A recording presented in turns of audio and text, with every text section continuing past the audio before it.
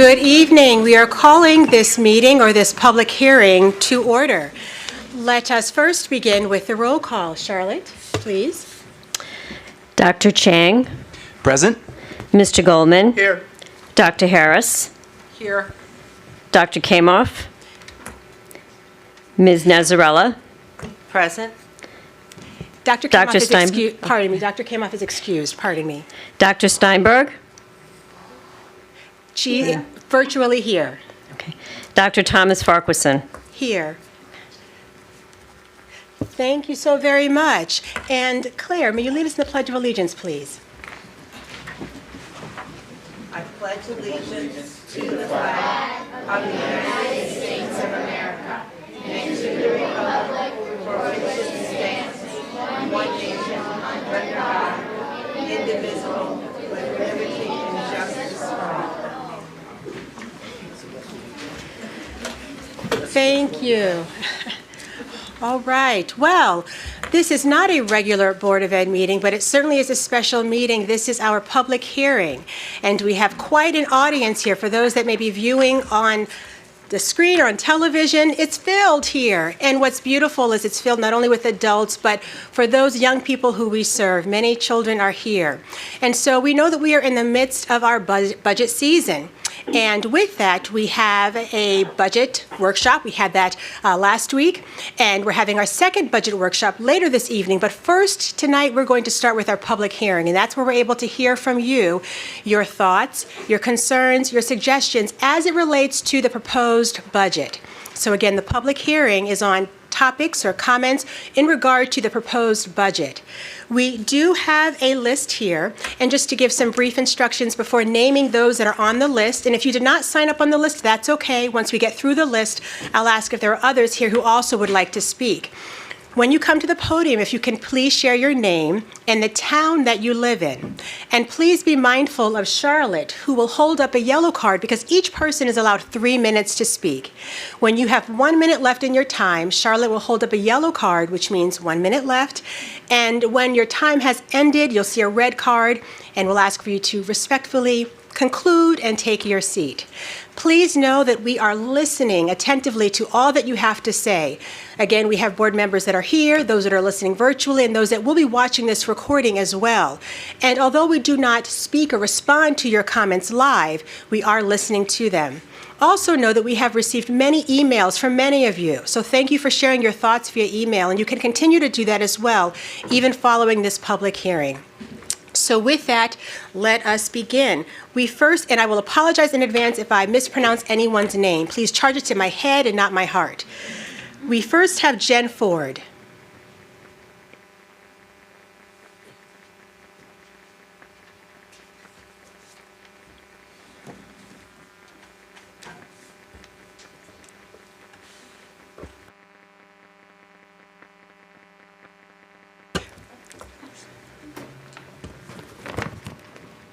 Hello, my name is Jen Ford. I live in West Hartford, and I have 2 children in West Hartford Public Schools, one at Aiken and one at KP, both who are dedicated musicians who participate in auditioned ensembles and orchestras through our wonderful music programs here in West Hartford.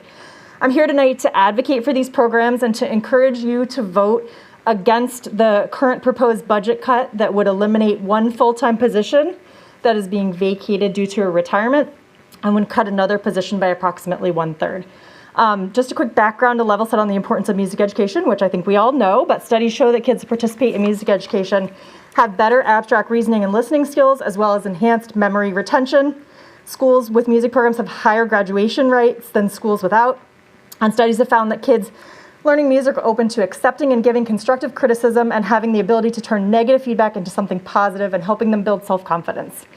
From what I understand, the vacancy left from the retirement will be replaced by an existing elementary instrumental music teacher, thus leaving a hole at the elementary level that other instrumental music teachers at the elementary level will stretch to fill. These dedicated employees are already coming in before and after school so that our children can have access to band and orchestra programs. The result of this budget cut would likely cause lesson groups to be larger and children to get less individualized instrumental music education. Just a quick show of hands, did anybody attend Frozen at Conard or go to Pops and Jazz at Hall? We have an amazing, amazing music program here in West Hartford. And what a really talented group of actors, singers, and musicians we have. I moved to this town 5 years ago specifically for the educational opportunities here. And I'm really proud of our music programs. We're recognized in the state and even nationally. And you must know that in order to build these strong high school programs, we need to nurture and inspire children's love of music when they're at the elementary level.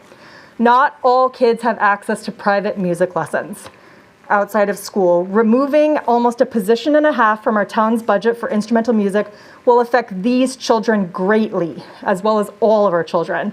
Maybe not right away, but you're gonna see it in the long run. And we all know that once something comes off the budget, it's hard to get it back on. By then, it's gonna be too late, and we will have failed too many children that may not have had the opportunity to play an instrument outside of school and didn't get the chance to fall in love with music the way that my children have. Thank you so much for your time and for considering keeping the current allotment of instrumental music teachers in West Hartford intact.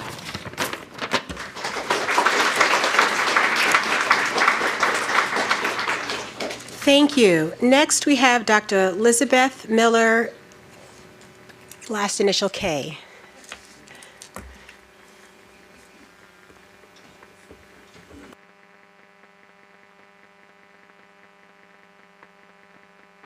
Hello, everyone. My name is Dr. Elizabeth Miller Kettledon, and I am a professor of voice at the Hart School of Music at the University of Hartford and the parent of 2 elementary school musicians at Aiken Elementary School here in West Hartford.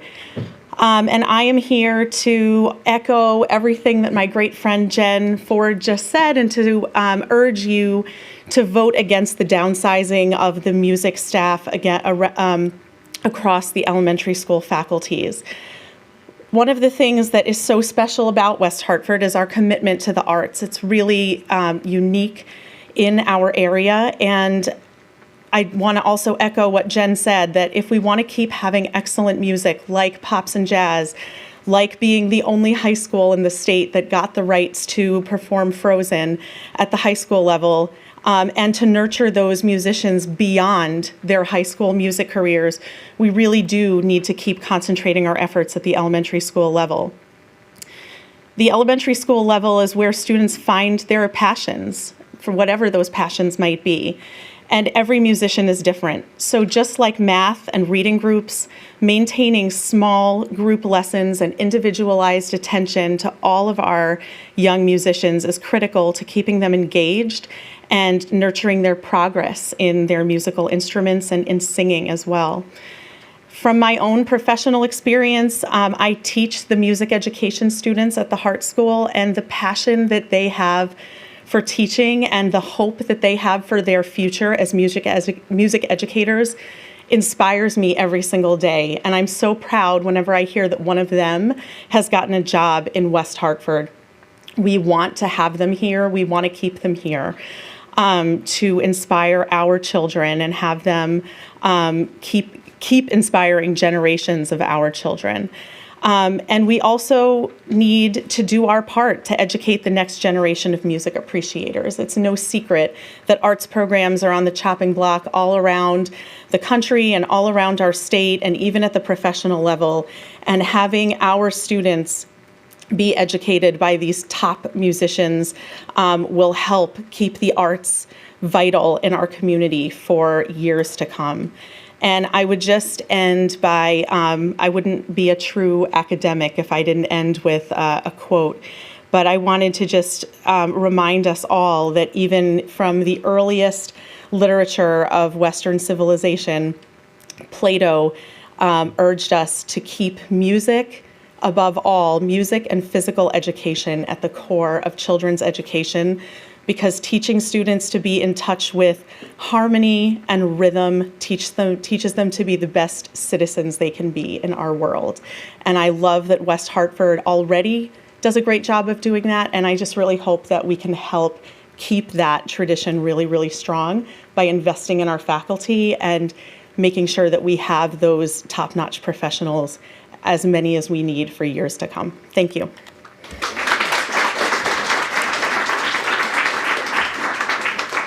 Thank you. Next, we have Maggie Roberts.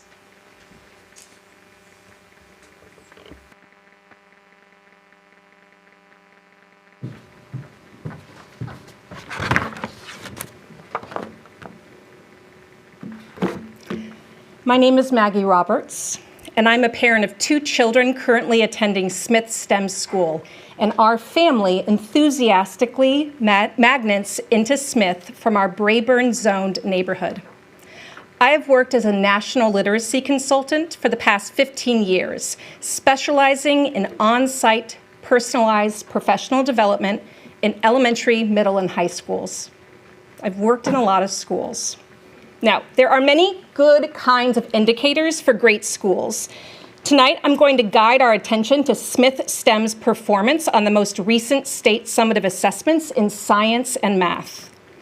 Smith is one of the top 3 West Hartford elementary schools on the state science test. 7 out of 10 fifth graders at Smith STEM met or exceeded the rigorous statewide science benchmarks. That's 21% higher than fifth graders throughout the state of Connecticut, and 8% higher than the fifth graders in all of the West Hartford Public School District. Smith STEM School performed remarkably with our town's students who qualify as high needs, students eligible for free and reduced meals, English and multilingual learners, and students with disabilities. Smith fifth graders outperformed both state and district equivalencies, scoring 14 points higher than the state with this group and 10 points higher than the district. 55% of last year's fifth grade class at Smith qualified as high needs. In fact, Smith was the only fifth grade in the district last year who had more students qualifying for high needs than students who didn't. And when compared with companion schools in this district with similar percentage ratios, Smith students scored the highest. The same performance trends are noticed on the state math test. This success is not happenstance or a result of software or the latest tech tool. This is a result of authentic, strategic, implemented, and funded school-wide STEM inquiry and curriculum. You are funding the right positions at Smith School. The building-wide STEM specialist and the K-5 science lab teacher. These 2 positions work in concert to design and deliver integrated STEM curriculum, concepts, and experiences across a child's day.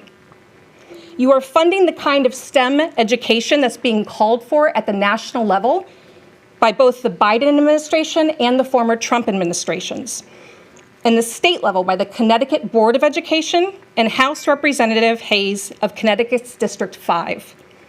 Instead of consolidating these 2 critical positions, we must congratulate the success of these 2 positions and continue to fund both separately in next year's budget. Thank you.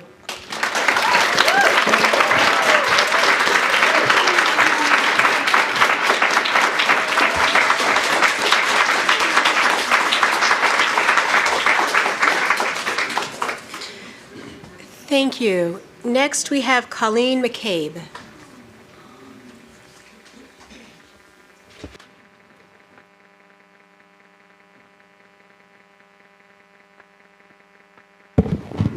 Good evening. Hi, I'm Colleen McCabe, and Hi, I'm Abigail McKay. and I am here tonight on behalf of our Smith STEM community.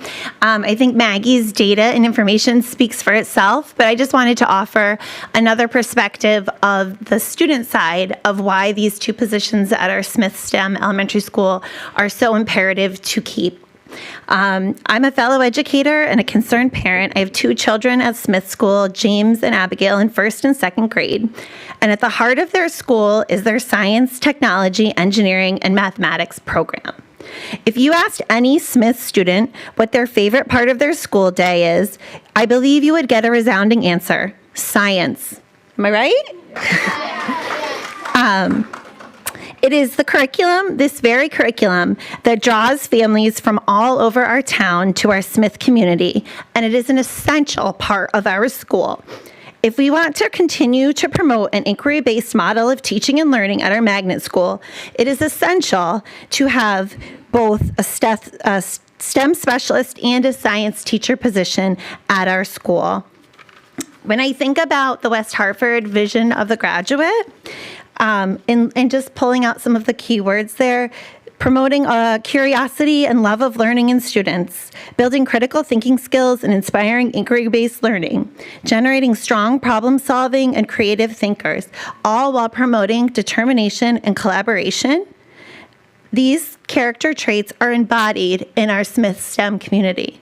If we strive for our graduates to have these things, we cannot cut positions which create opportunities for learning excuse me, within our youngest and most impressionable students.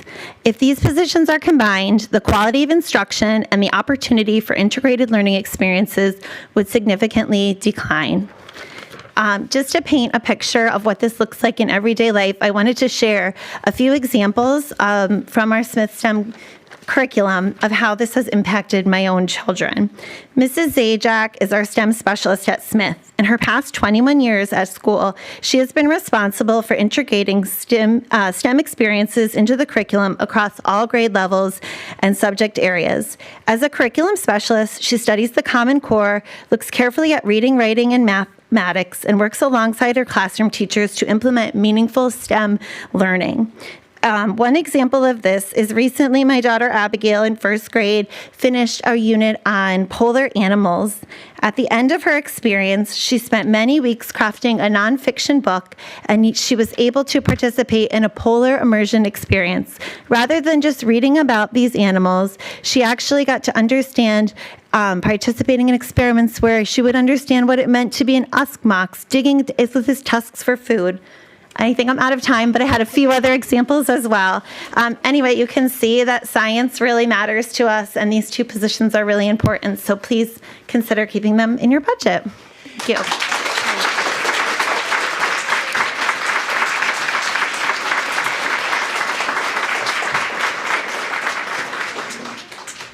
Thank you. Next, we have Exton Alroy, and I apologize if I'm mispronouncing, Skylar Quinn. I'm not sure if there are two people in one or if that's a long name. Three, all right. Three, all right. It's still the 3 minutes, but please do come to the podium. And please share your name again because it's important for your name to be said correctly. Hi, my name is Eitan Alroy. I currently live in West Hartford. I am a 4th grader at Smith STEM School. I want to share some information from my perspective as a student about our STEM specialist. Miss Zajac is important to us at Smith because she is the one who leads all of our STEM projects. The projects are some of the most important aspects of Smith. Miss Zajac grows vegetables in our school garden, in the school garden with the 2nd graders. Then she makes pizza with the 3rd graders using those vegetables. She brings the 3rd graders out on a boat trip to the Long Island Sound to learn about marine biology. She gets salmon eggs that the 4th graders study, grow, and release into the Connecticut River. She also brings every grade on spectacular field trips and coordinates an after-school program called STEAM PM, which is a series of enrichment after-school classes. Miss Zajac is too important to lose. The budget proposal would gut our STEM program. I respectfully ask you to reconsider. Thank you.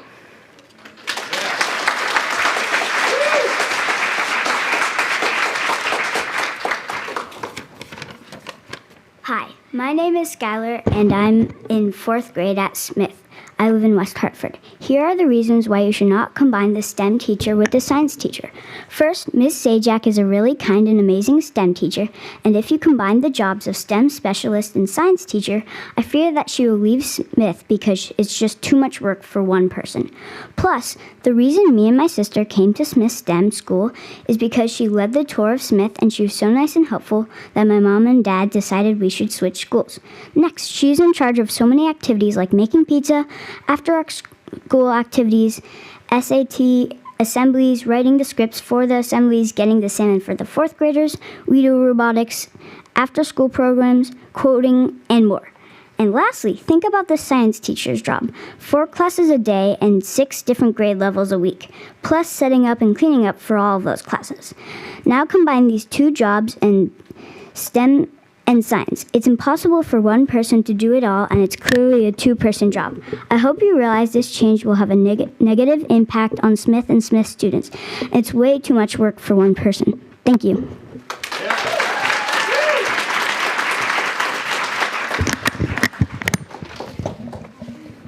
Hello, my name is Quinn and I'm in grade 2. I want to explain some of the ways that Miss Zajac is special to me in Smith STEM School. She did the volcano experiment in 2nd grade and the Bebop robot experiment in 1st grade. She explains things very well and makes things fun and interesting. She puts a lot of effort into making Smith students learn in a fun way. This keeps her very busy already. She is a very important part of Smith. I hope she stays with us for a long time. Thank you.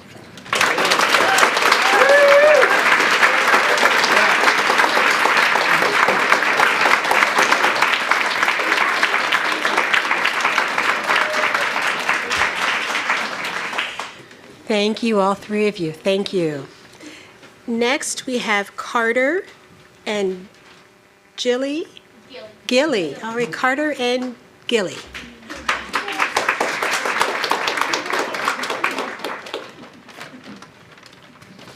Hi, my name is Carter, and I want to agree about Mrs. Zajac, and I just want to say that all of the activities that she does with us are really fun, and we need her to stay with us. She does pizza with 3rd grade, and a boat ride with also with 3rd grade. This year in 4th grade, we are learning about salmon, and in a couple of weeks, we're going to release them. Thank you.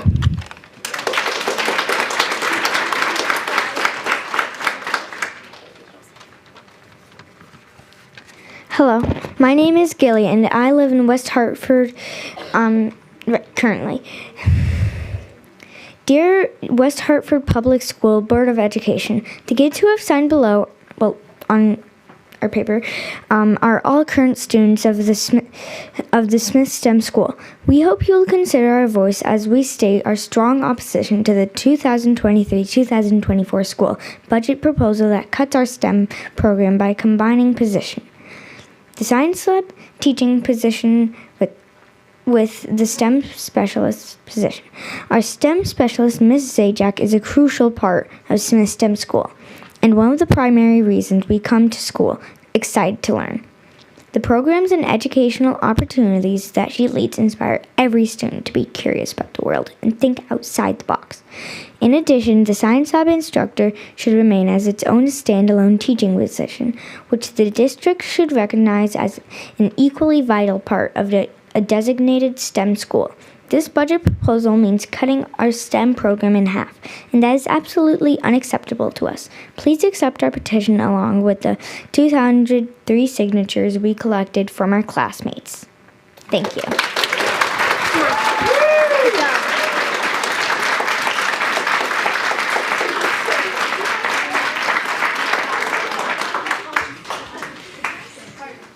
Thank you. Next, we have Tanya Lowe.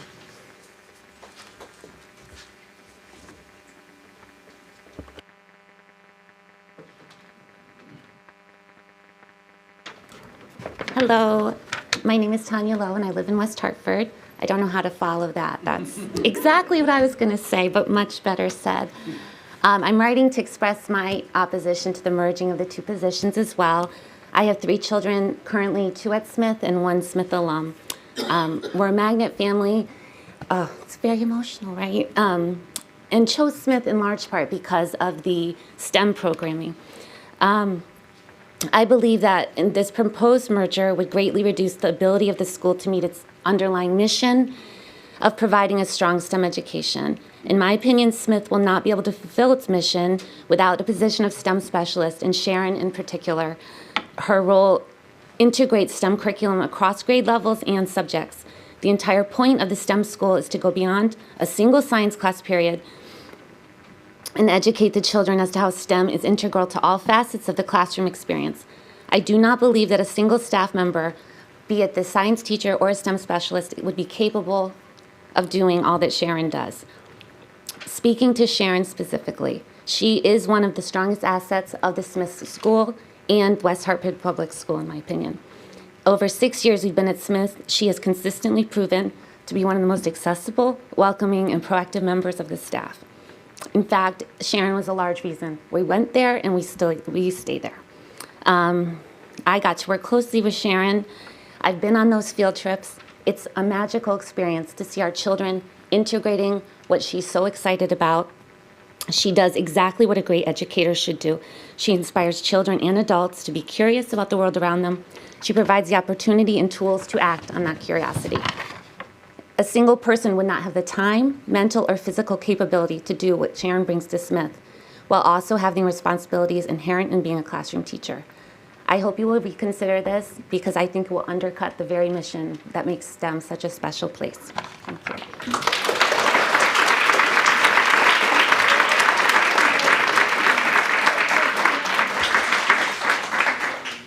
Thank you. Next, we have Tony Renato.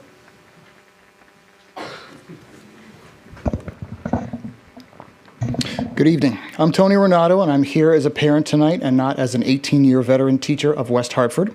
I'm looking to examine one aspect of the proposed budget, the instrumental music program. The budget narrative states that there are no changes to the instrumental music program, and a review of scheduling inefficiencies will allow savings of one staff position. Though that statement sounds rather benign, the truth is that the proposed changes will impact accessibility and delivery of the music curriculum for all the elementary students, and is truly a reduction in force at the elementary level. More importantly, that impact will not be felt equally by all students. Our Board of Ed has a focus on equity for all of our students. The instrumental music staff have embraced this by providing support to all students regardless of barriers. Children receive small group instruction that's specifically designed to meet their individual needs and provides focused support to students from traditionally marginalized backgrounds. As a result, we have seen greater diversity in West Hartford's music programs, such as the inter-elementary band and orchestra and the summer band and string camps. This proposed cut would greatly impact our diverse population that participates in these ensembles. In the academic classroom, students are included in small group work either with the teacher or a specialist to receive tiered supports. Our schools have children who receive multiple support services every week, and this small group work allows them the needed individual attention. Similarly, students with a full spectrum of needs participate in instrumental music, with the teacher providing individualized support, as there are no outside tiered services like those found in the academic classroom. These are the children who will risk losing access to small group instrumental instruction, as lesson groups would become far larger and less successful for the students. In comparison, an elementary reading group of 10 or 12 would never be acceptable for a classroom teacher. The proposed cuts to staffing will have long-term effects on student participation at the secondary levels as well. Without that support, attrition would be far higher than in the past, which creates a system of leading to smaller and less diverse ensembles in the future.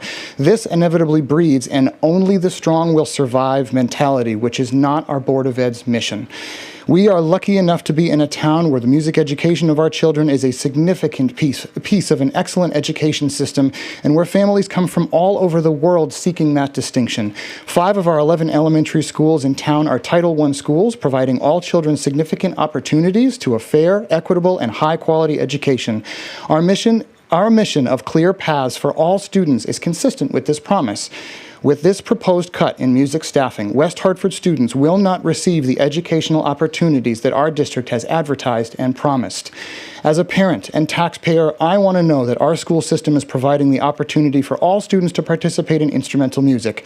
The current staffing allows this, while also preserving access to the students' mandated time with various other service providers. Please restore this position and keep instrumental music one of the best parts our students receive in their West Hartford education. Thank you.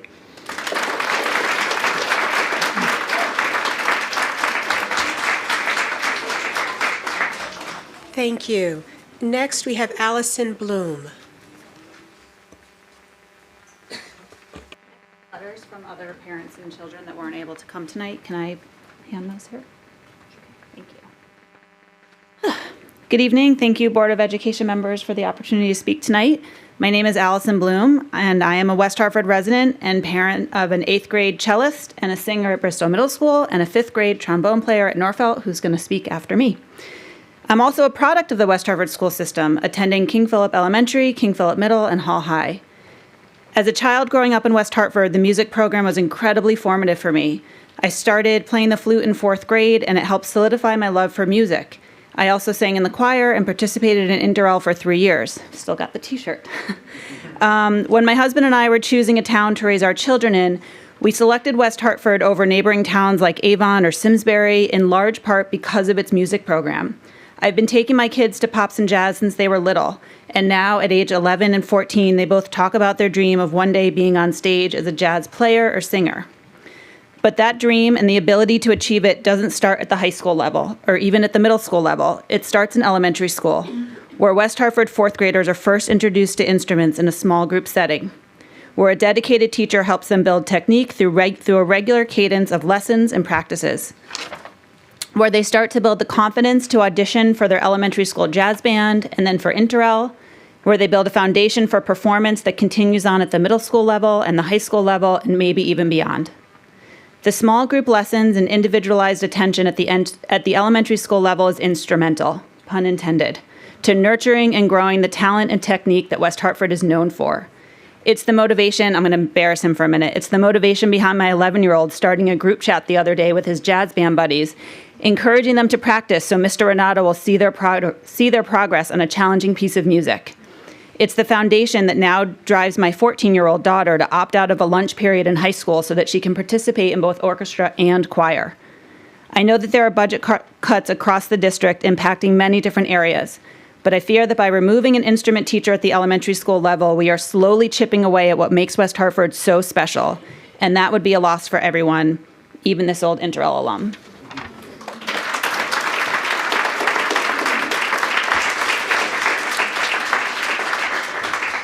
Thank you. Next, we have Sam Bloom.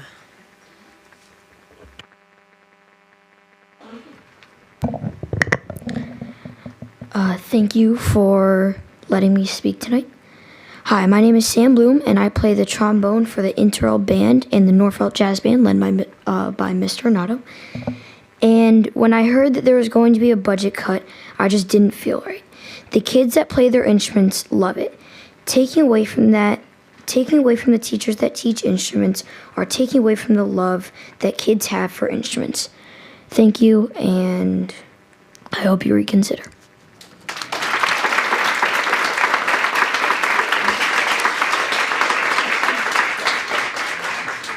Thank you. Next, we have Shannon Mulready. Hi, Shannon Mulready. I live on Penn Drive in West Hartford. I'm from West Hartford. I went to Duffy Elementary. I sang in the choir. I played in the band. I was in Interel. I went to Sedgwick Middle School. I played in the band. I went to Conard High School, and I played in the various bands there. I still play music to this day.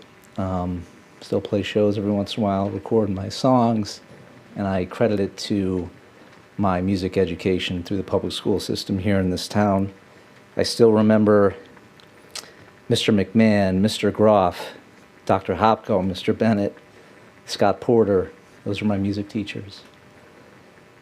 My younger daughter is in the Bristow Orchestra. My older daughter's in the Hall Jazz Band. I remember my older daughter, and when she was at Morley, the first band practice, I asked her how it went, and she said the sound of the whole band was wonderful. That was her comment to me. So I advocate to keep the music program where it is without any changes. Music is communication, it's understanding, it helps foster intelligence. Music is around as old as Homo sapiens are. It predates us. Birds sing, whales sing, etc. It is necessary to communicate the things that words cannot. So I strongly urge you to keep the music program at the level it is. We can always find a way in the budget. Thank you for your time.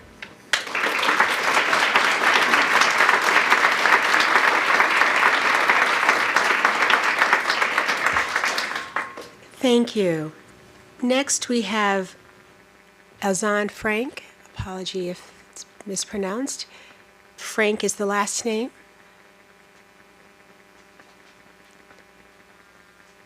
Once again, Azan Frank. All right.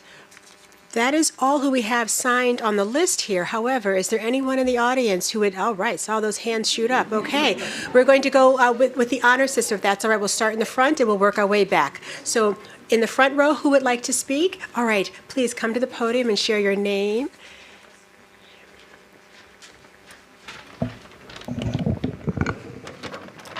Hi, my name is Sienna. I am a current 4th grader at Smith. Mrs. Zajac is one of the reasons I wanted to come to Smith. She has all the super fun and educational projects at Smith, such as making pizza, growing vegetables, letting us 4th graders raise salmon eggs, and going on a sailboat trip for 3rd graders. And she hosts STEAM PM after school. Mrs. Zajac would be too much to lose to all of us at Smith. Thank you very much.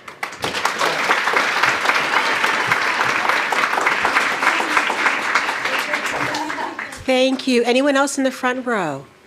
All right, the next row, second row. Yes, please come to the podium.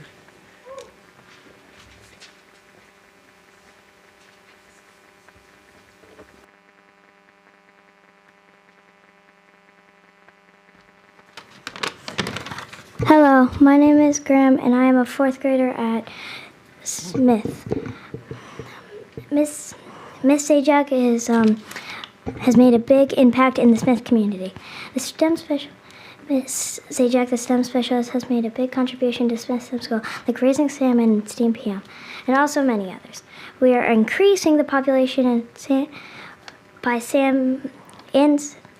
We are increasing the population in West Hartford for salmon in Connecticut for 300 new salmon.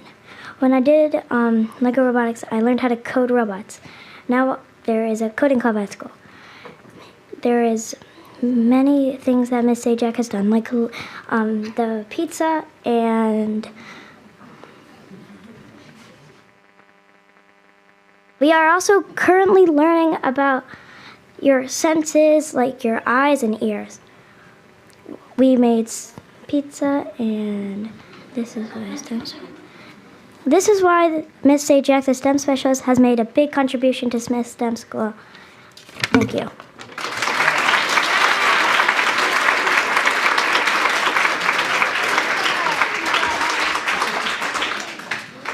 Thank you. Anyone else in the second row who would like to speak? All right, the next row. Raise your hand if you would like to speak in the next. All right, please come to the podium.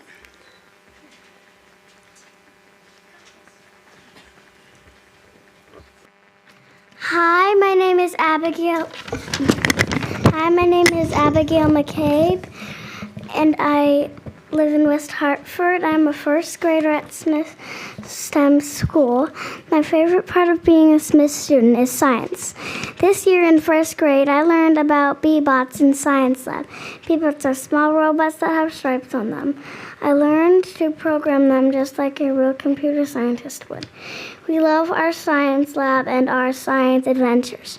They make our school special and learning fun. Please remember us as the future scientists when you vote, and please vote to keep both of our science teachers. They are the best. Thank you.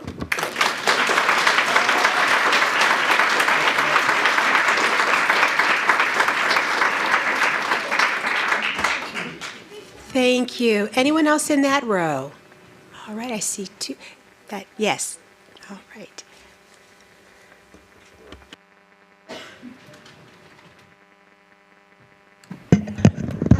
We didn't actually prepare anything, but they were moved by everyone else speaking, so they wanted a chance to give their opinion of the school as well. So I'm a West Hartford resident, a longtime West Hartford resident. Christina Santiras. I also teach in West Hartford. And I grew up in the town, and we really love and value the STEM education at Smith. We're in the neighborhood, so it's our neighborhood school.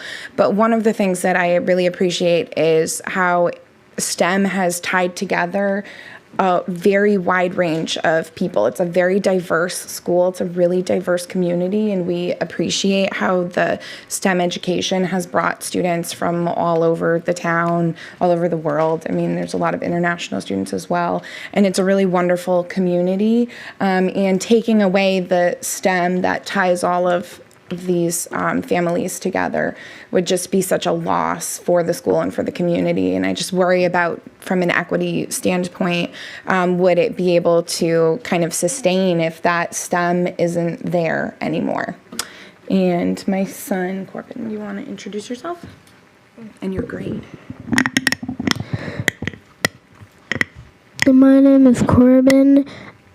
I'm a first grader and I live in West Hartford.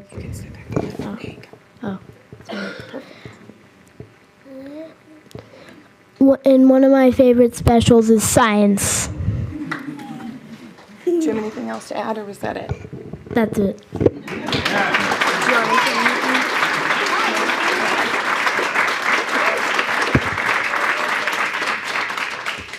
Thank you. Anyone else in that row who would like to speak?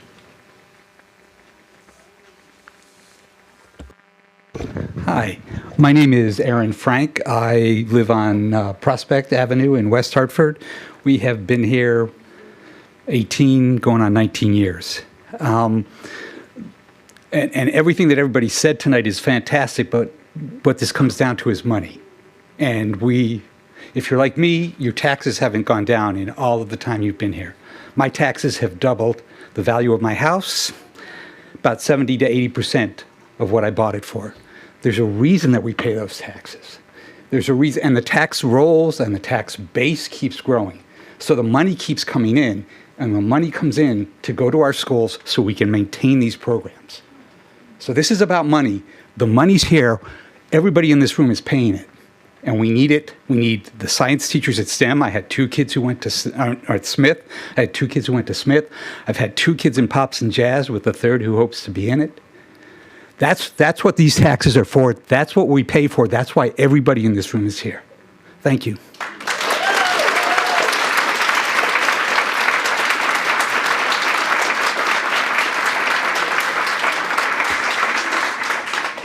Thank you. Anyone else in that row? Okay, the next row. Yes, please.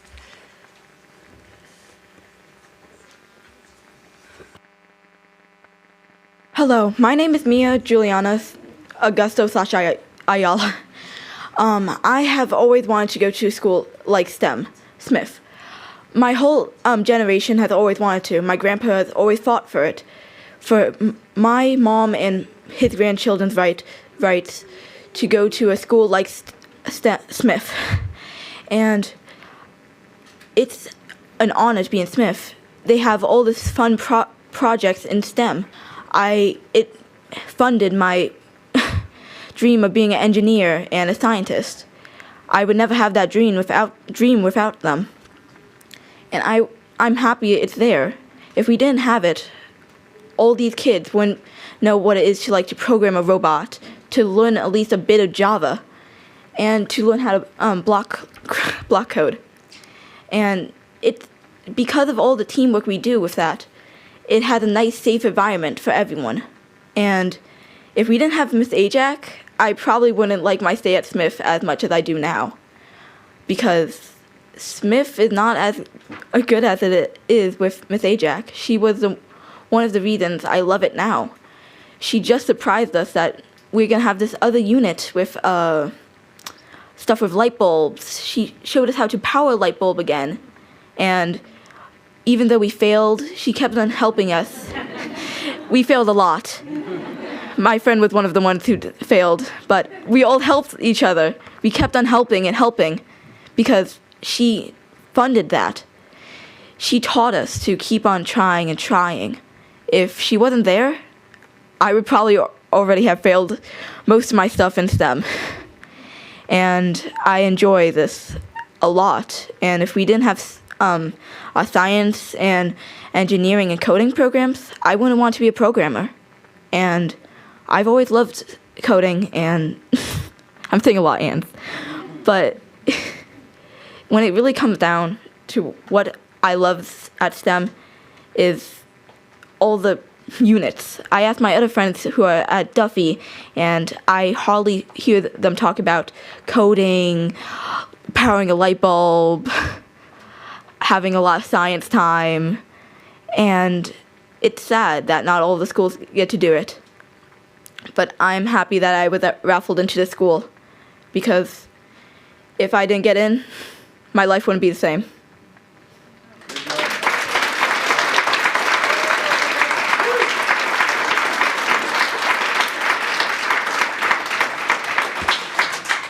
Thank you. Is there anyone else in that row? Yes, please.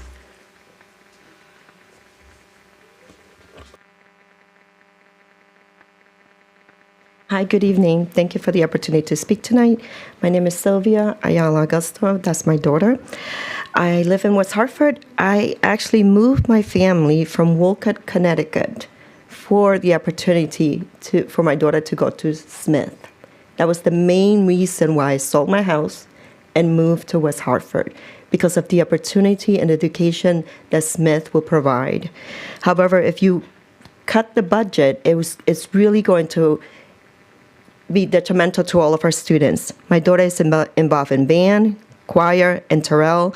She also had the opportunity to be in the Frozen play as one of the fifth graders. All these activities are only possible if you keep the staff. I am also an educator. I teach in New Britain, Connecticut, and we've had these budget cuts in our district as well, where on paper it looks great. It looks like it's manageable for one teacher to do two jobs, but it's not. It is not when you're actually doing the job, when you realize that you won't be able to give 100% to each area. Please reconsider. Thank you.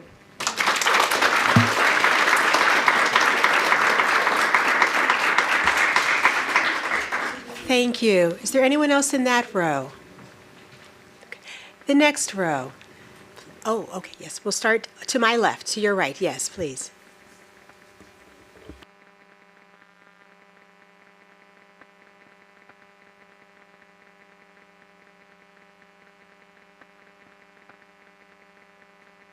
Hi, good evening.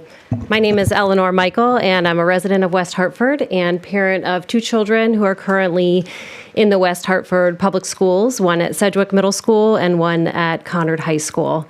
I'm here tonight to oppose any cuts to the music program at our wonderful public schools. I share the sentiments of everybody who's spoken this evening.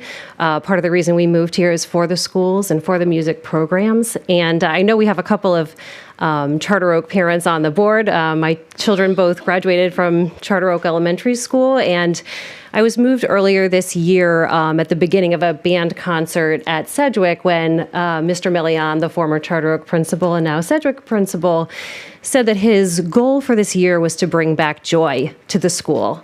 In this post-pandemic time, or call it what you will, we have everybody back full time. And it's been so great to have all of these programs back full force, to go to band concerts, to go to see Frozen. I'm looking forward to going to see my son perform in Newsies at Sedgwick this weekend, his first full musical performance. And in particular, I wanted to speak about the guitar program at Conard High School. I have a freshman at Conard, and that program has been very meaningful to him, and I understand there was a proposal to cut it. My son is a student of Mr. Grotto, who I know is here this evening. Mr. Grotto has personally touched my son and has had a very meaningful impact on his life. The ability for these children to come and to participate in this program where they might not have a part in a larger band or in a organized sports team, but they have an opportunity to express themselves as teenagers in this way has been extremely meaningful, and it has been a really required outlet for these kids. So I strongly oppose any cuts to the music program and appreciate the opportunity to provide comment. Thank you so much.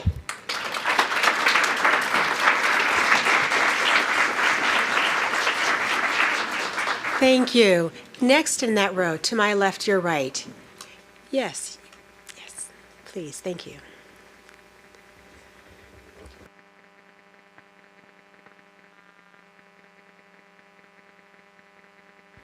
Good afternoon. My name is Ruby. I didn't really come prepared to speak, but we were really inspired by what everyone had to say. I live in West Hartford. We actually kind of accidentally landed here. We moved here about 2 years ago for my husband's residency. He just matched here, and we really couldn't have landed in a better place. My daughter Sophia attends Smith. She's a first grader, and she really couldn't be happier.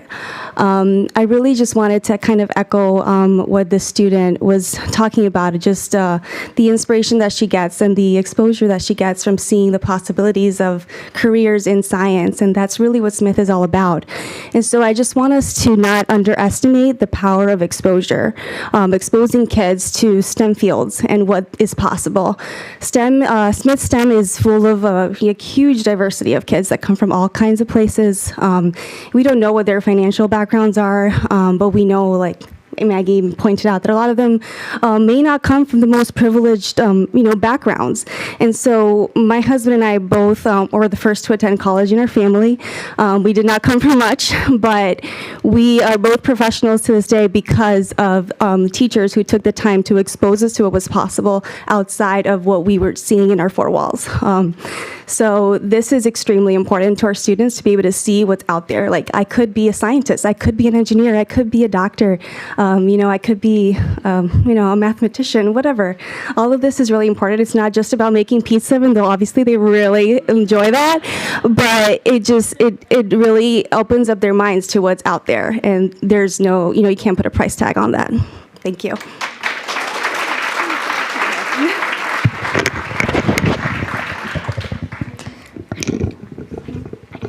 Okay, she doesn't. Just kidding. Thank you. Next in that row. Yes, please.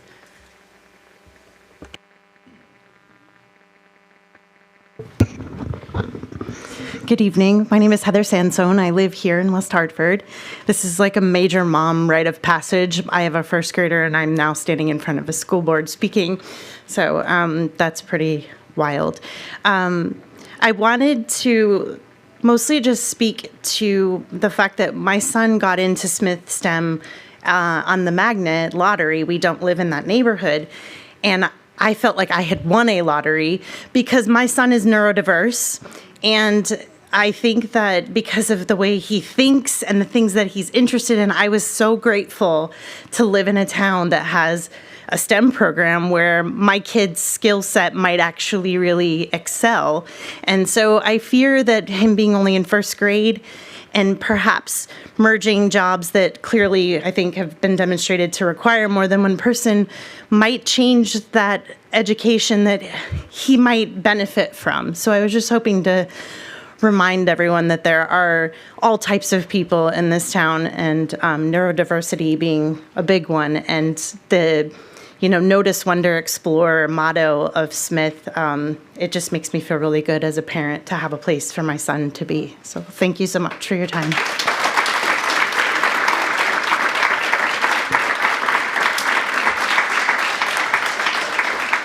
Thank you. Anyone else in that row? Before going to the next row, yes.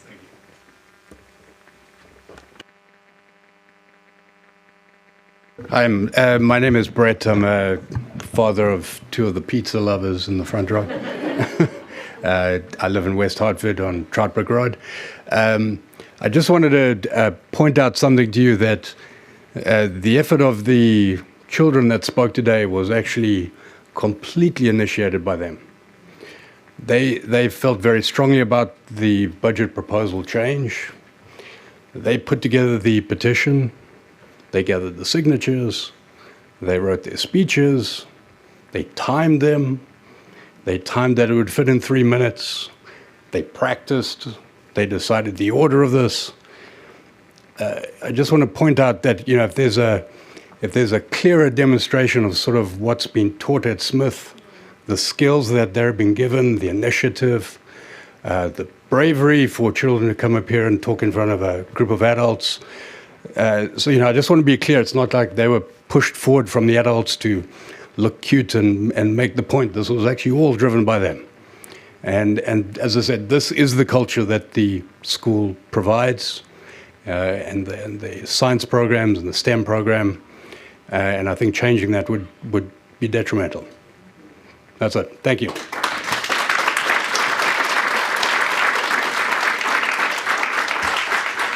Thank you. The next row. Okay, I'm going to start at this, then I'll work that way. So to my right, your left, please.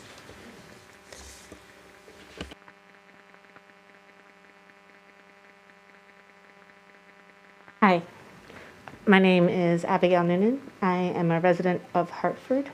My ex-wife, Heather Barney, is a resident of West Hartford. I am the mother of 2 sons, one deceased.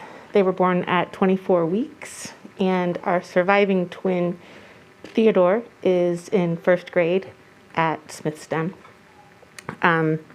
He almost died a lot too, and has multiple disabilities. He's what they call medically complex. Most of them are invisible, and I don't think he realized until he started school that his life experience was different. And starting school was a big kick to his confidence. I'm really grateful that he is in West Hartford. He receives wonderful services. I'm grateful for the school system and for his teachers. I don't think you could understand how carefully we chose Smith after 6 years of fighting to keep him alive and to keep him at the level of daily functioning that he is at. We chose Smith because it's diverse, and my father is Black, and we're raising a little white boy. And we wanted to have him at a school where he saw other children of color succeeding and where they were treated with equity. And that's what we saw at Smith STEM. And despite that kick to his confidence that he got when he went to school, he has come home and said, well, I want to be a scientist when I grow up.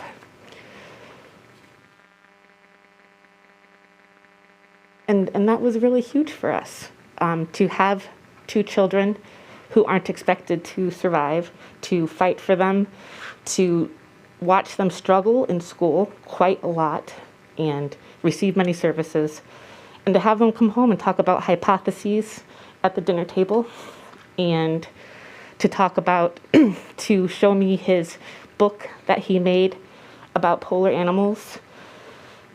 I don't think he is an easy kid to have in class, honestly. And I know that he is among many kids who have disabilities, who are neurodiverse, that West Hartford treats so well. But at the same time, they are in these regular classes with teachers who treat them like all the other kids. But I can't imagine him coming home and saying he wants to be a scientist if there is one fewer teacher enabling him in that. This is a lot more information than I usually share, but I was inspired particularly by the children who are willing to get up and talk about their teacher. So thank you.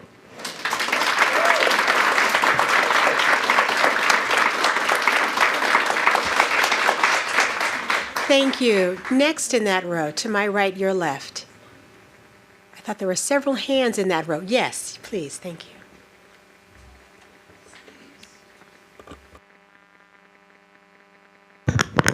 My name is Lucas, and I live in West Hartford. And I really think it's really hard to have 2 jobs to handle, and I think the science teacher might stop teaching if you give her 2 jobs. And I really like pizza, and Miss Sajak makes it the best, so I think she should.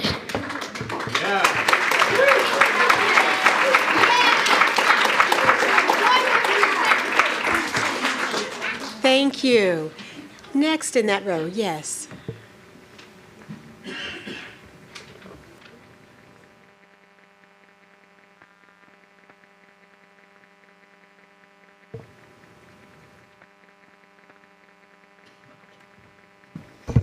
Hi, good evening. My name is Jessica Labrensis. I live in West Hartford. I am the parent of Graham, who spoke earlier, and he inspired me to speak. I wasn't really planning to, but here I am. I'm here to oppose the budget cuts at Smith related to the Smith STEM and Science Lab program. I submitted some written testimony that's fairly lengthy, but I wanted to point out just something that I think is important, which is the equity piece that others have talked about tonight. I think, as we all know, the magnet schools in West Hartford were developed to address segregation and racial imbalance in West Hartford schools. That I'm a magnet parent. Graham came from the Morley district, and the reason that we applied for the magnet schools was because of the racial equity piece.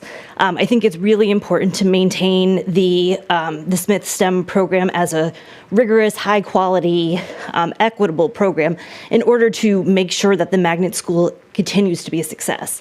I think if it's just sort of a cursory program with just a science class, rather than these wonderful field trips, after-school activities, evening programs for families, I think it could cause the magnet program to fail, because if it's not anything special, people from all areas of town may not apply. And I think that will harm students, students at Smith, whether they're neighborhood or magnet.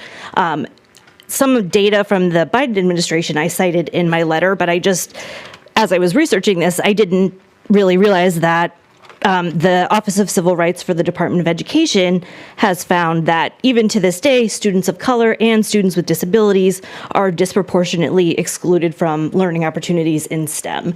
So I think it's so important to maintain the current staffing levels at Smith to ensure a rigorous, high quality, and most importantly, equitable STEM education for all of our students. Thank you.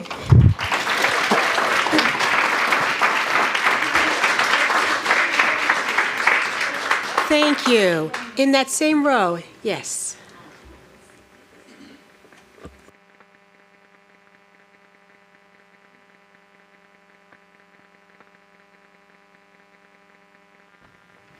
Thank you for the opportunity to address the board. I want to speak to you. Your name, please. Oh, I'm sorry. My name is Lindsay Cook. I'm a West Hartford resident. I'm also the parent of 2 children who go to Smith STEM School. I'm also an educator with over 12 years of experience. And first, I would just speak as a parent about my family's experience at Smith STEM. We chose Smith. We were set to go to Bugby and got a spot last minute for my daughter.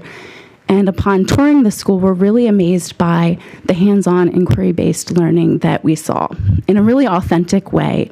I think children at Smith are encouraged to make hypotheses, to try to embrace mistakes and learn from those mistakes. And I have seen in my own children a lot of excitement around the STEM, math, engineering, and science curriculum that they're receiving at school. The other day at the dinner table, my son informed us that he'd like to be an engineer when he grows up and design a rover that can be sent to a planet to explore. So this sort of excitement really is coming from his experiences at school.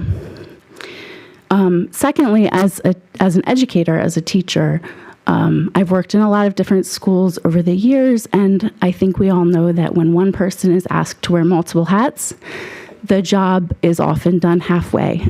As humans, we only have so many resources, and I think asking one person to do the job of 2 is going to negatively impact the curriculum at Smith STEM.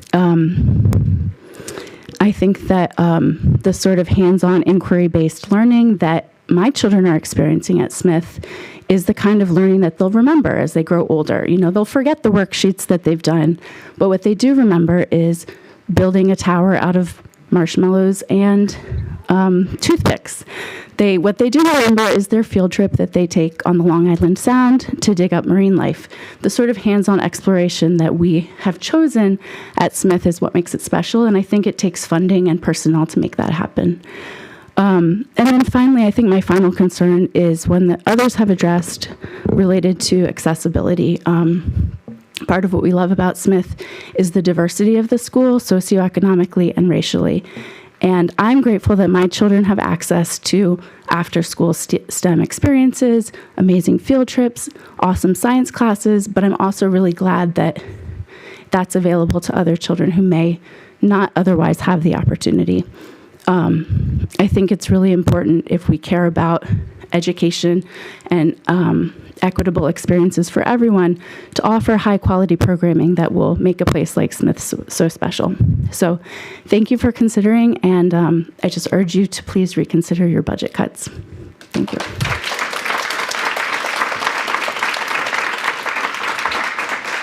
Thank you. Anyone else in that row? The next row. To my left, please, to the podium.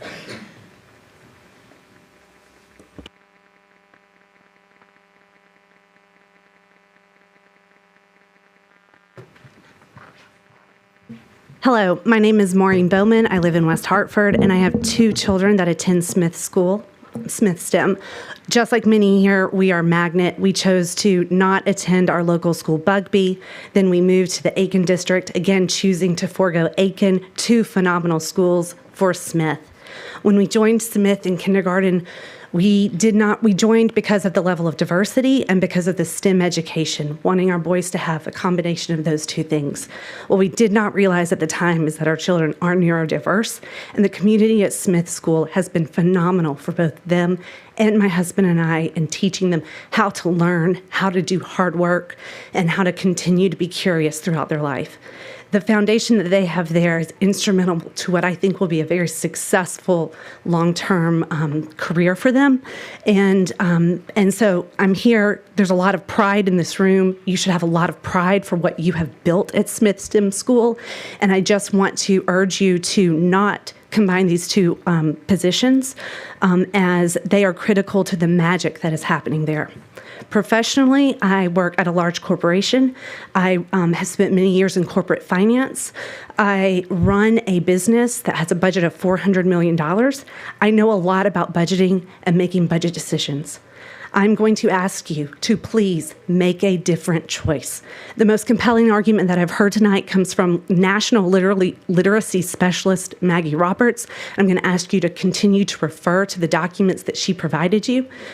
With Smith STEM School students having 55% of high need and performing at the top of the state in science and math, that is something that you should be proud of, and combining these positions will erode that. And so please make a different choice. Thank you.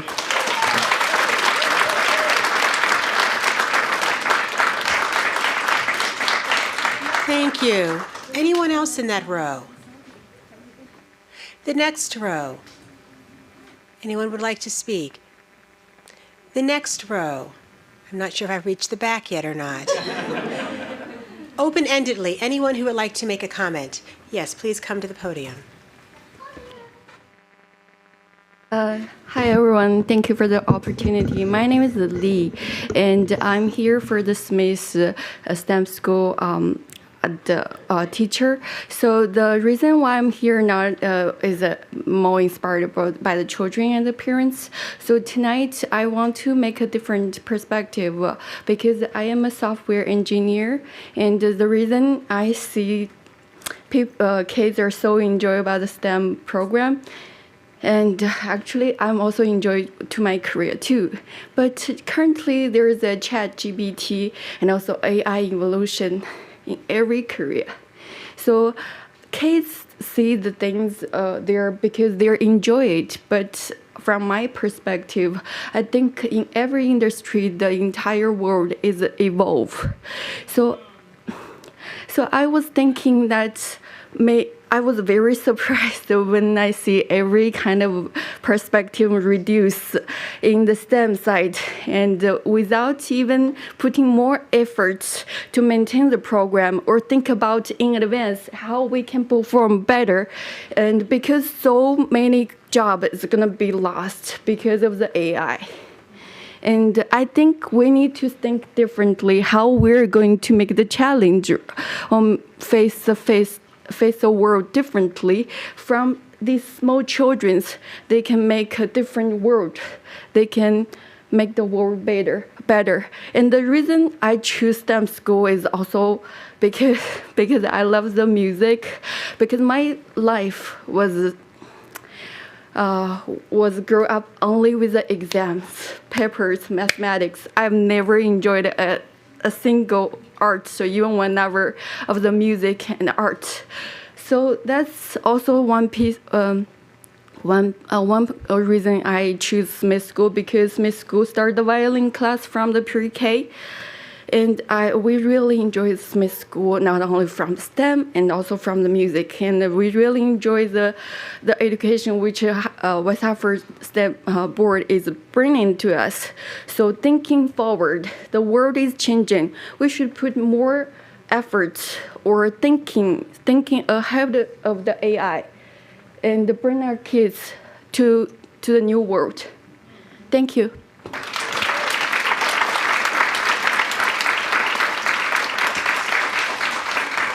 Thank you. Again, we'll ask anyone else who would like to make a comment. Yes, please come to the podium.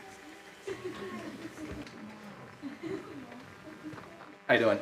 Neil David from White Ave. One current student in second grade at Smith, and one alum.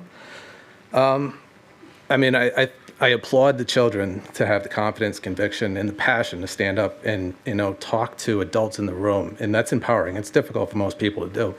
I also want to acknowledge that you have a difficult decision in front of you, and I don't envy you, but I would like to look at it empathetically and say, look around the room. There's children up here, and they want leaders. They want people that set good example, and they want for people to put quality above money. So if it's a budget, it's a consideration. Be creative. I implore upon you to reconsider, and thank you for the time.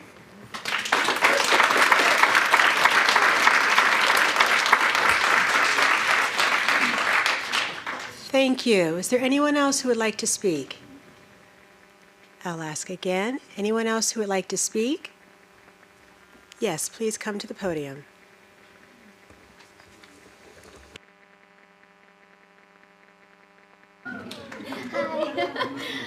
Hi, everybody. I'm Catherine Denmead, and I'm in West Hartford resident, and I'm a West Hartford alum. I am here just not planned to just stand up for the music program across all levels.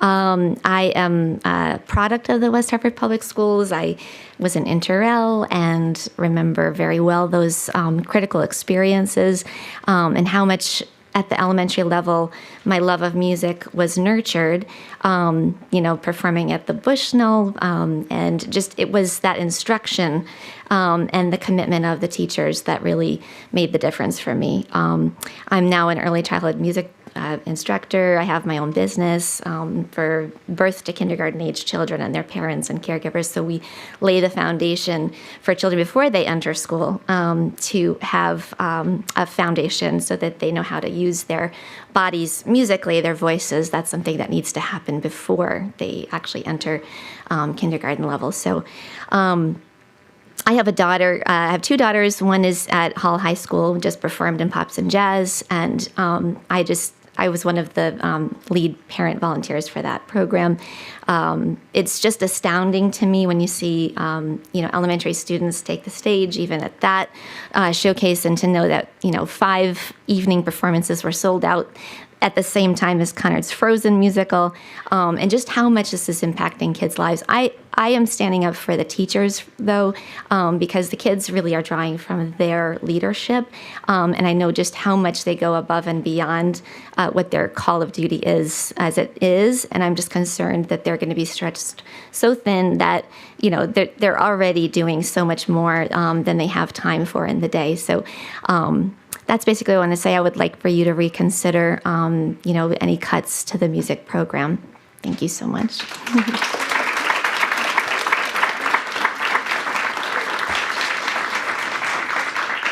Thank you. Yes, please come to the podium.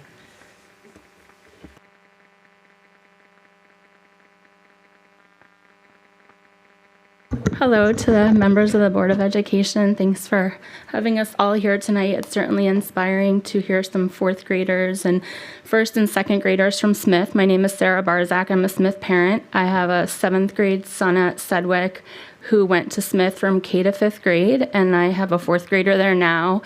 And I'm so proud of the kids here tonight. I actually know many of them as a Smith STEM volunteer. I work very closely along with some of the other parents out there to be able to offer after school programming, the Smith STEAM PM program.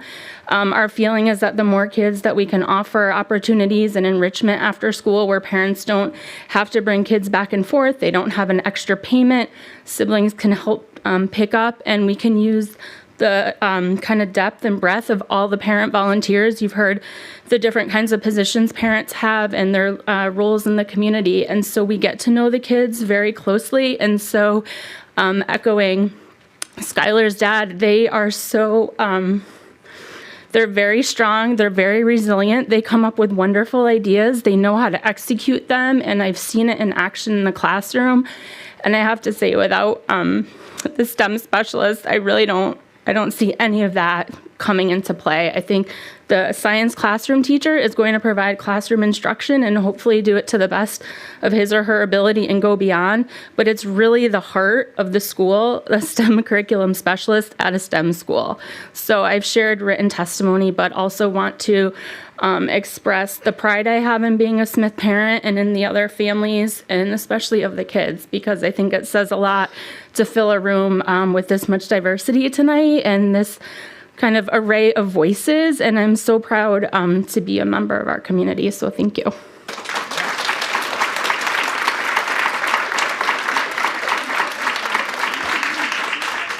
Thank you. Is there anyone else who would like to speak? Anyone else who would like to speak? One last time. Anyone else who would like to speak? All right. Well, thank you so very much for sharing your thoughts during this public hearing. Before we depart, I'm going to ask for all of you who are here, we appreciate all of the comments that were made. All of those who are 13 years or younger, can you please stand up? If you're 13 years or younger, may you please stand up. Please know, and I don't think I'm speaking out of turn by speaking on behalf of the colleagues here, that we are so very proud of you for coming here and respectfully and assertively sharing your thoughts and your opinions and what you would like. It is so important to use your voice for reason. And please know that we have heard you and we're very proud of you. Please continue to use your voice. Excellent job, all of you. Thank you so much.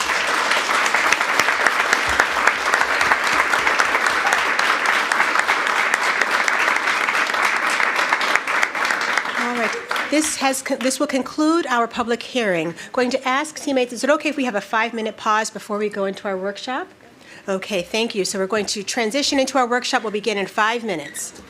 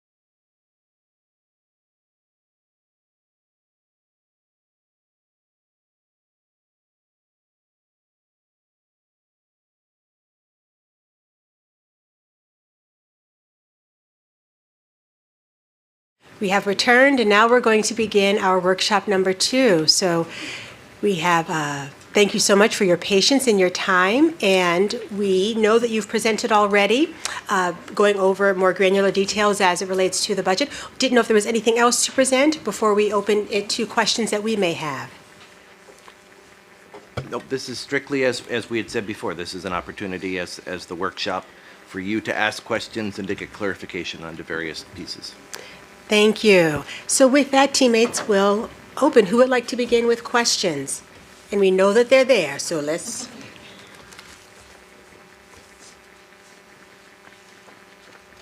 Now, we just had a lesson from our young people who spoke. All right, thank you so much. Thank you. So before I ask the question, though, I know that there were a lot of kids and adults who have never spoken publicly in a meeting such as this, and I'm just so touched. Representative government doesn't work if you don't speak up for what you want and take the risk and write and speak. So it was very touching. I'll just start with the music program, but I understand in the last decade, since 2013, there's been a reduction of over 700 students. The enrollments dropped by 700. In that time of that reduction, it would seem that how many music positions changed, or what was the reduction in music positions, and how did that impact music instruction? Hi, Claire. Thanks for that question, and certainly echo the sentiment in terms of the powerful display of the public speaking. And music is definitely one of those programs in the district for which, it's just a hallmark. It's without question something that we pride ourselves on. But I can't quote the specific enrollment figure, but you are correct that we've had a significant decrease in enrollment over a 10-year period, and largely during that time we have not, we've been able to.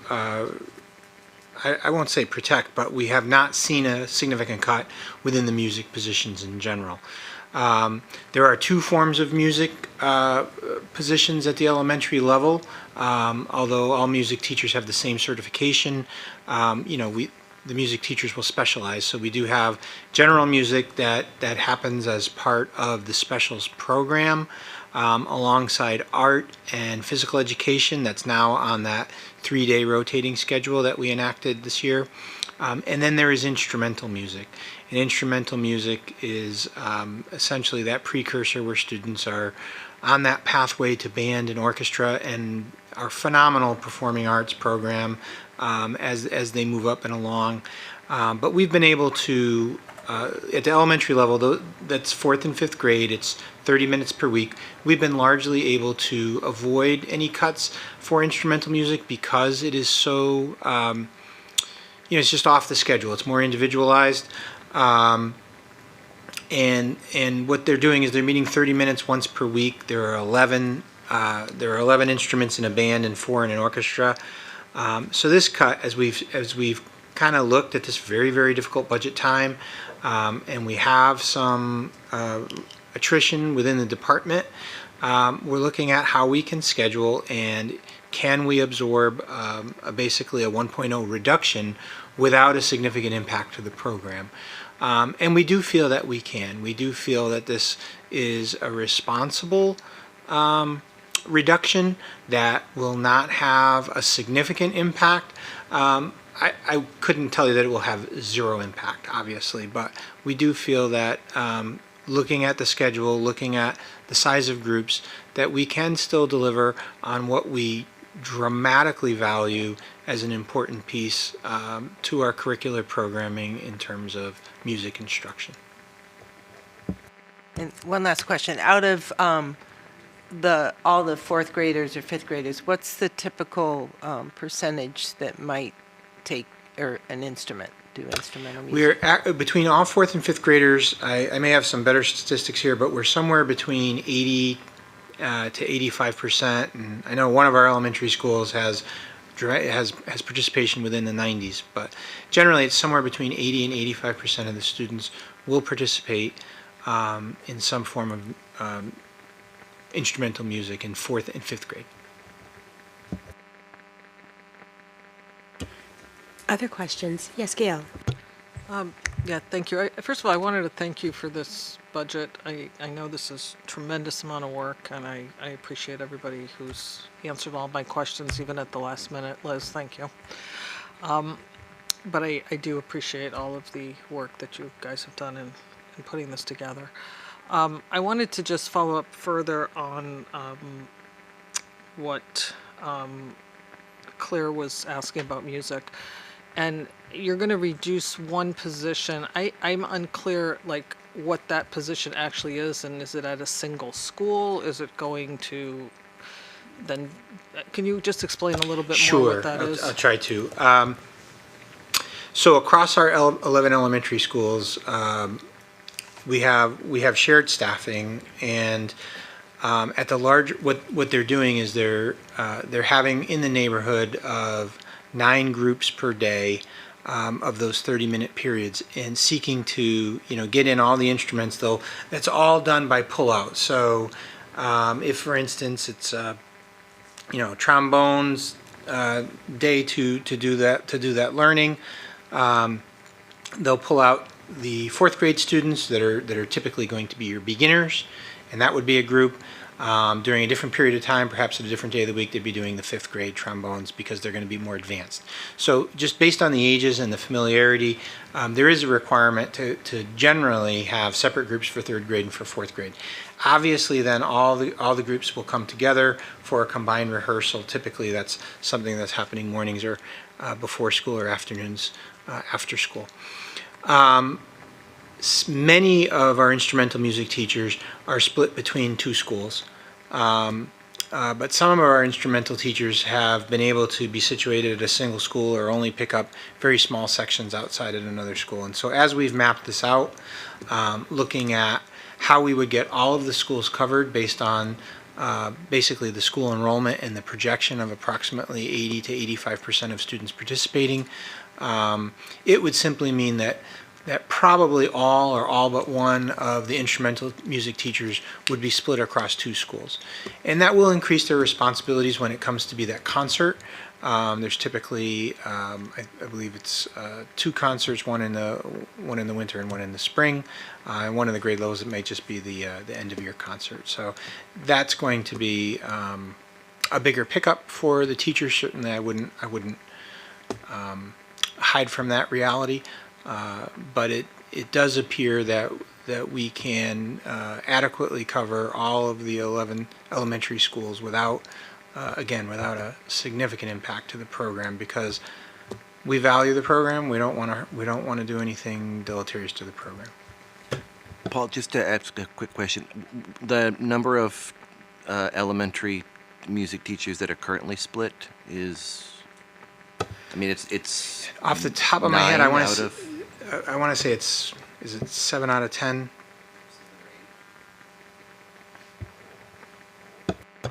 One more follow-up. Can you tell us what is the savings to the district by eliminating that position? So the savings from eliminating that position is between 90 and 100,000.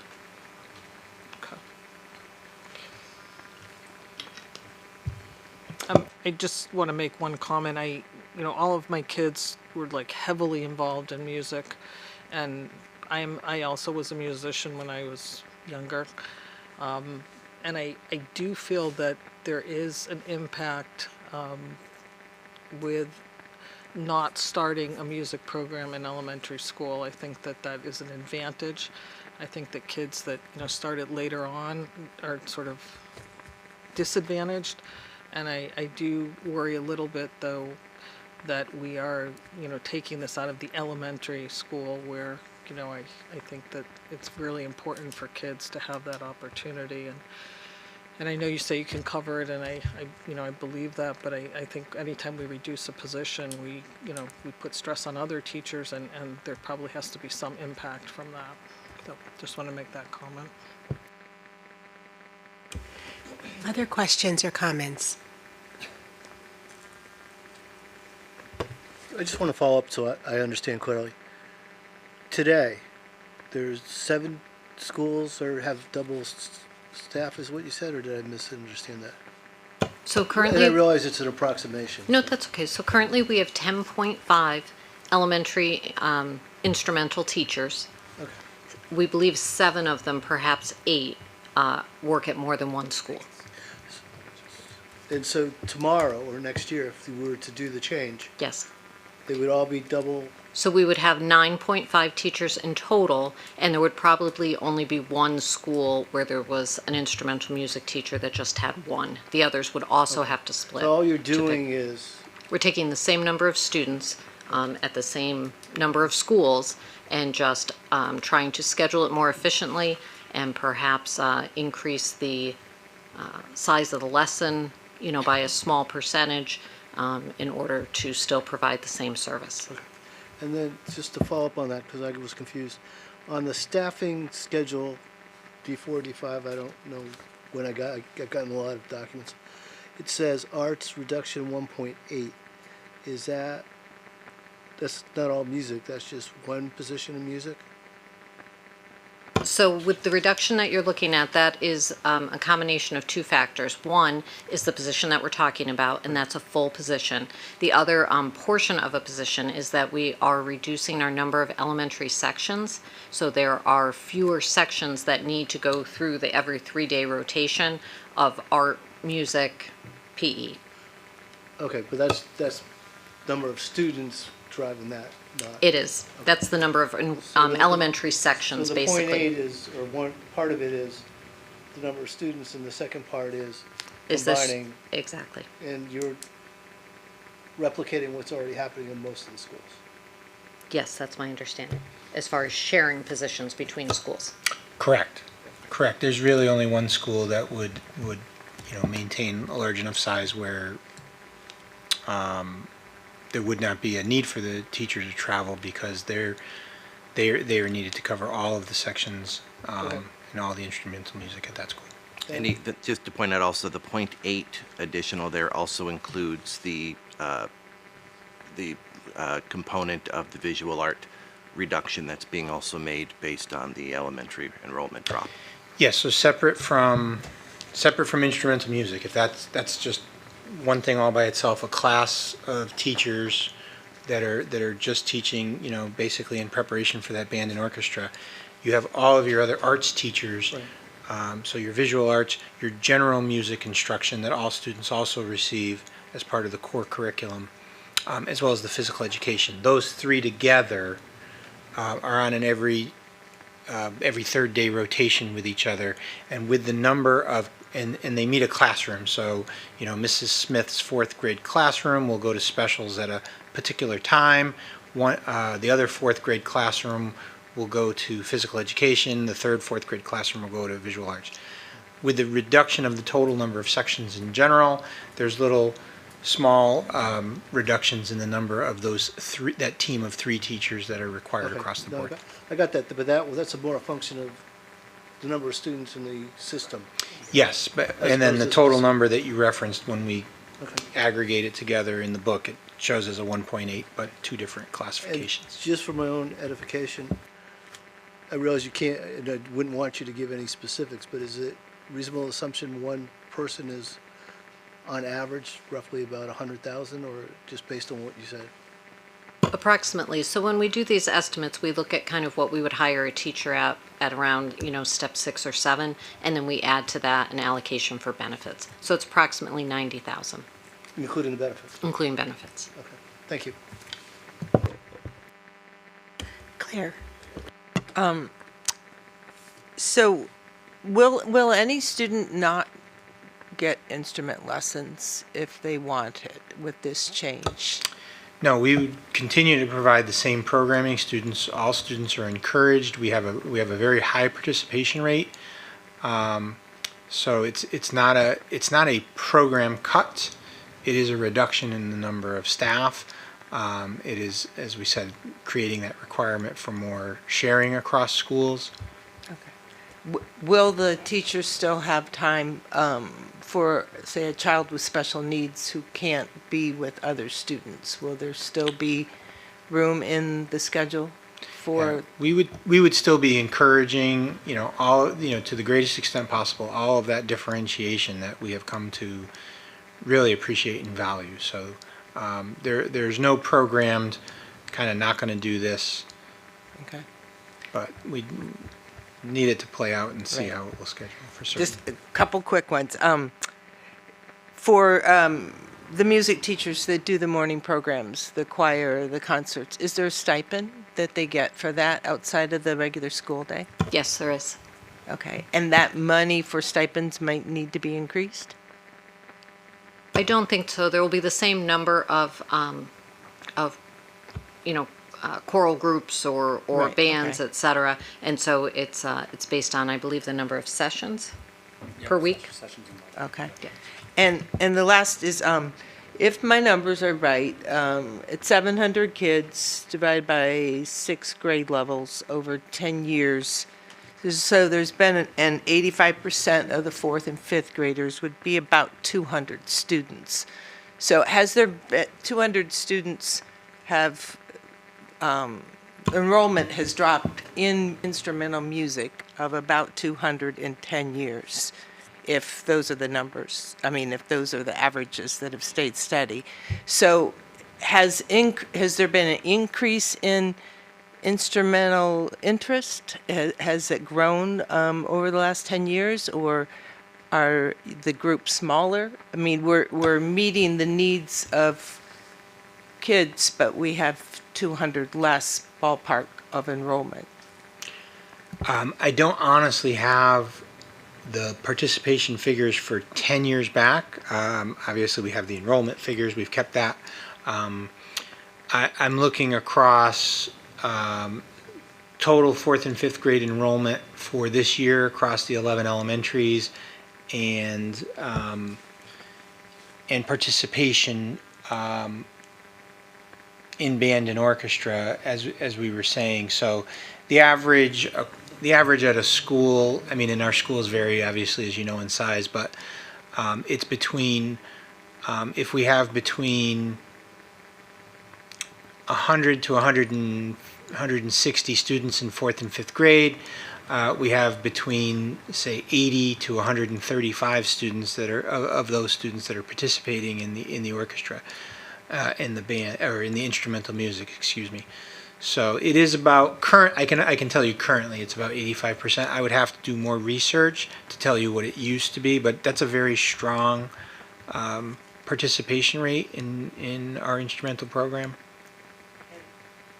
Final question. In schools that have the Suzuki program, do you have more need? I mean, do you have a larger participation in instrumental music, or does the Suzuki program cover some of the kids that need instruments? Suzuki is specific to Smith and Charter Oak, and they're 83 and 87% for their participation rate. So Charter Oak, that's slightly higher, but Smith, that's pretty much right at the district average. Other questions or comments? Gail. I don't know if this is part of a budget cut, but is it true that we're cutting a guitar program at one of our high schools? So the guitar is, it's not a budget, a program cut, like a design program cut. What we generally do at the high school level is the number of sections are defined based on student enrollments. So at one of our high schools right now, we're facing a decline in guitar. Guitar has been an area that has been extremely popular in some years, with 3 or as many as 3 sections of students, and then waned in its popularity to currently what we're facing at one of our high schools is less than 15 students that had signed up. So that is something that we've actually had some conversations about very recently. Will we be able to afford to run that class? But we recognize as with any classes, if there's a year where you don't run them, that creates the probability or the chance that students will not sign up for it in the following year. It just kind of loses its momentum or its steam. It's entirely dependent upon the student enrollment, however. Because it's down to, one section or zero, this is a conversation we had as the executive team this morning. Myself, Mr. Duarte, spoke to Dr. Morrow about it. It's something that I don't want to overspeak. We haven't really decided if we can rescue it. Yeah, I think it's premature. I mean, it's a decision that the recommendation for it was made at the high school level, and as we're still working through with their schedule and working through with their allocation of staffing, we're still having those conversations about whether they can support that program and find that staffing somewhere else within their schedule.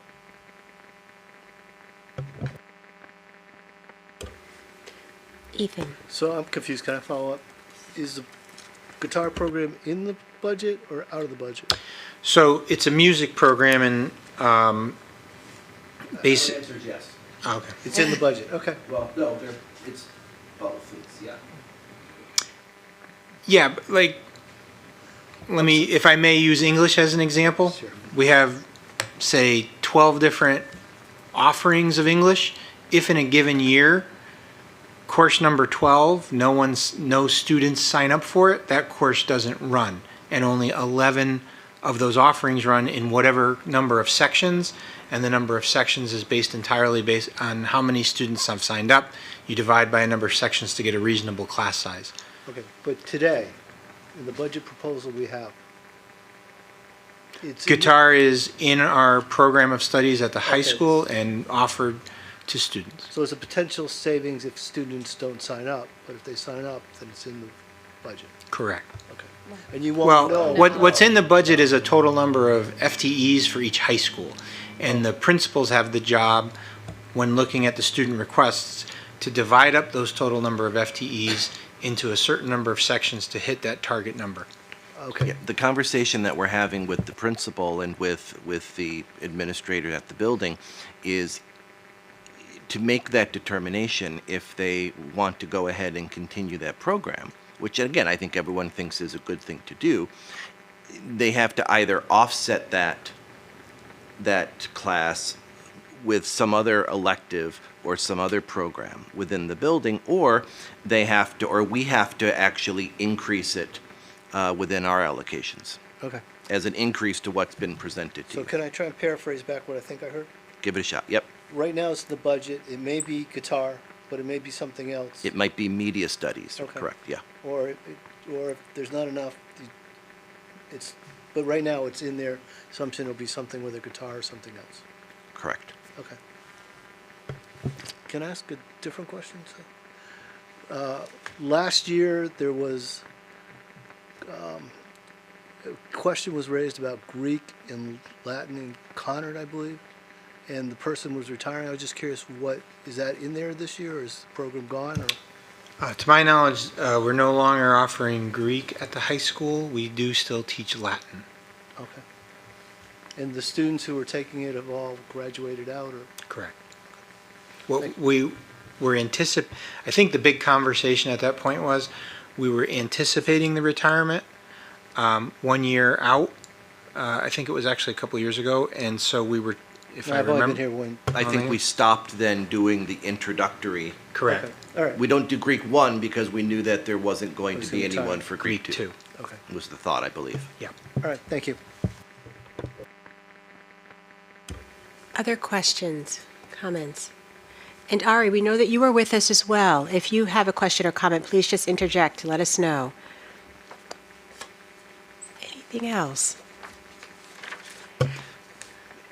Go ahead. I don't know if Ari was about to jump on or such, but let me address, I think, part of the, and again, part of the misunderstanding or perhaps miscommunication on our part, or on my part, was in the presentation of what the goal was and what our presentation idea was for the Smith position consolidation on that.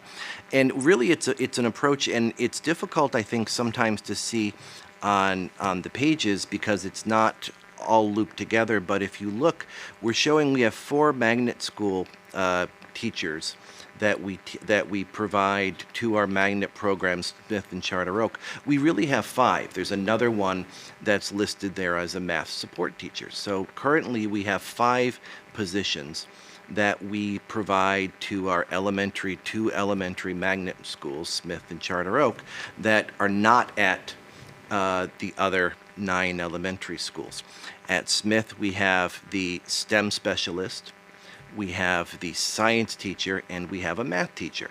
At Charter Oak, we have the IB specialist, the International Baccalaureate Program specialist. We have a media and technology teacher.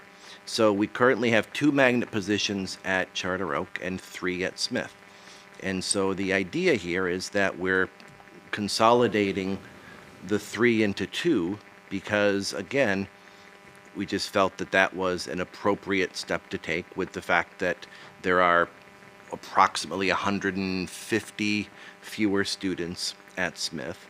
And so that's the approach. And I think it was the messaging on that may have been misunderstood because if you look, it looks like there's only the 4 magnet school teachers and not the 5 that are currently in that program that are being supported. I don't know if there's anything else you want to add. I just double checking my facts on Greek, so yeah, we're not running this. That's all right. No, to Andy's point, I mean, and I'll just say that, you know, we heard Sharon Zazak's name mentioned 100 times. I'd be remiss not to acknowledge the amazing work she does as a STEM specialist and the heights to which she's brought the program. Andy's talking about, just to make sure there's clarity, because I think I understood there may have been a question with, you know, is this a cut that places Charter Oak's magnet staff out of parity with Smith's, and the Smith math position had previously, if you go back 5 or 6 years, had been really a direct service to students, and we do provide intervention and support to all of our students in mathematics across all of our elementary schools. And we were doing so with this additional position at Smith, which did not really make it unique or special in any way. And Teresa Giolito, the principal, had approached me several years back and requested that can she get the level of tutoring support that the other schools have for direct intervention with students and have that magnet position be more of a specialist, be more of a coach working directly with teachers in the classroom. And so that position grew and evolved from I believe what was a half-time position into a full-time position. So during this, you know, very difficult budget climate, looking at the parity on those schools, this became, you know, a decision for this year's proposal in order to provide parity with the magnet teachers and keep cuts as far removed from, you know, the classroom sections as possible. And the idea behind merging them is in a very genuine effort to be able to preserve the high quality of programming that Smith is able to provide, that we heard people speak so passionately about. Smith has evolved in terms of its treatment of its STEM curriculum. Years ago, both Smith and Charter Oak, when they first opened, and for many, many years, they had an additional block. They were squeezing the IB theme and the STEM theme into a 30-minute, 40-minute extra period of instruction. And many years back, more than 10 years ago now, they approached the curriculum office and requested permission to have their own separate and unique curriculum to integrate the STEM theme into different units of instruction. That, you know, we have common units of instruction at all of our other elementaries, common resources. So they basically said, hey, we're magnet schools. we're different. We want to be different. Allow us that independence. We'll do a great job with it. And we have allowed that. And that has been really a dramatic amount of the work of both the STEM specialist and the IB specialist. It's always something, for continued improvement and evolution, but our hope is that it's mature enough that we would be able to merge those without impacting what we equally value. I don't think anyone on the executive team, anyone in our leadership positions would disagree with what any of the parents and what any of the students said in terms of the meaning of the theme and just the hard work of the teachers at Smith School. They're without question in a class by themselves. So I don't know if that helps. I just was curious, what is the cost of keeping that STEM specialist? It's the same cost. We use just a round figure for. About 90. It's about 90 to 100.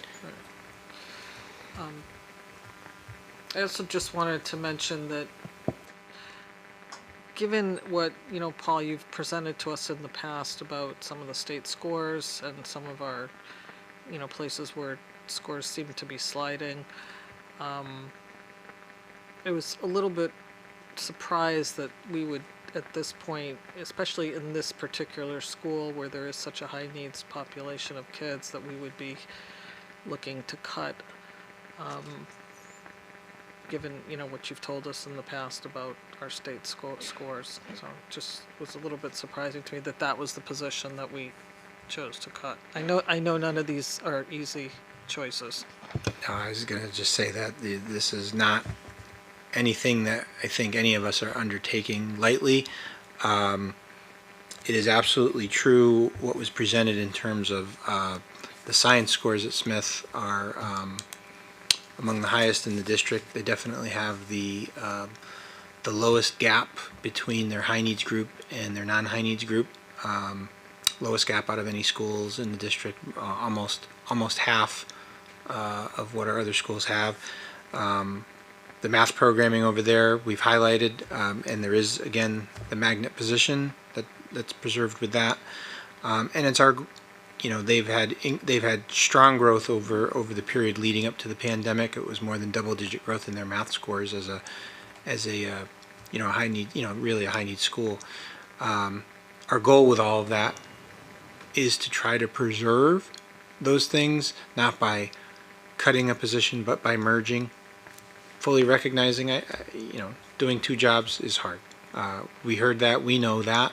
Our goal, however, is, and our thinking is that we can try to preserve that, but I think that's an important question that I know you're wrestling with. I was in the room hearing all of that, so I fully feel and understand that.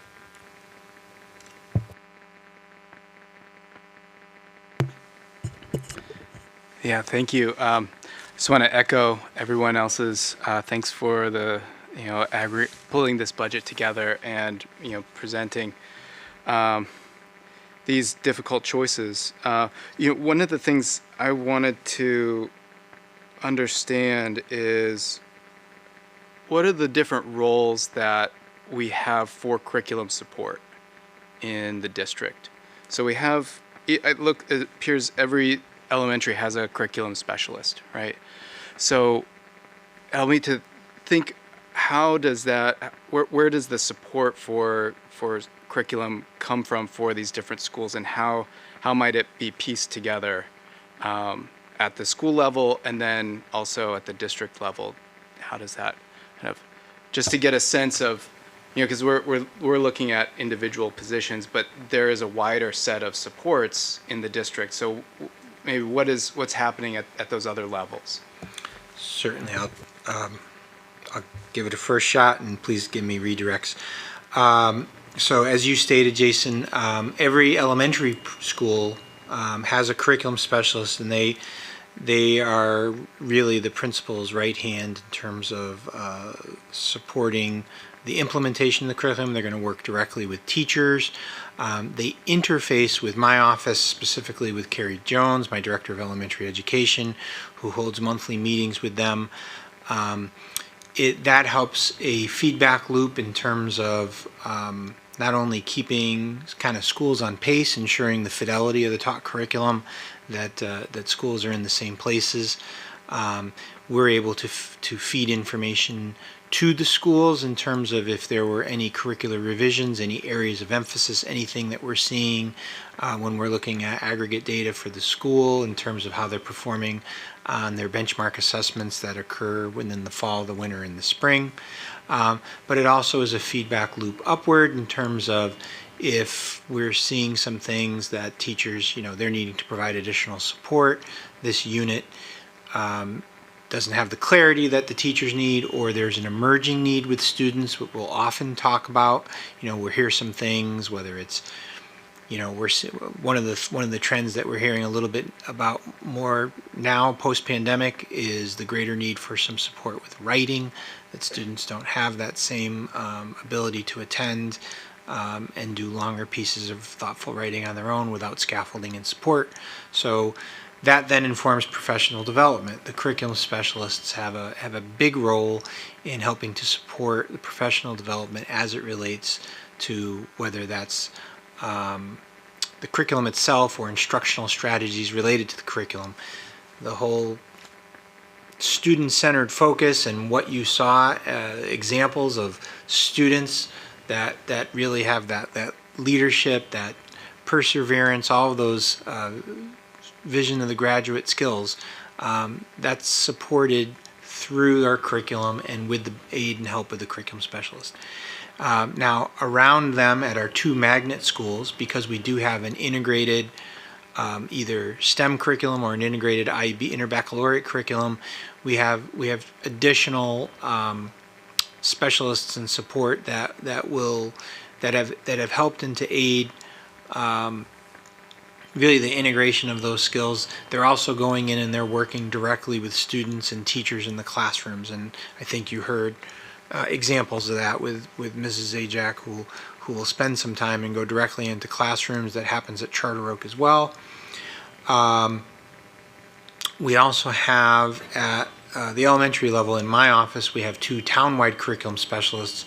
We have one who oversees math and science, so they really help to help Carrie to dig in and become expert and help to write and guide the revision of all of the curriculum K through 5, pre-K through 5 for those two subject areas, and we have one also for social studies and literacy. And they also look at, they're the ones that are helping to support the schools with some of their field experiences in those different disciplines, and really help a lot with the resourcing when we're looking at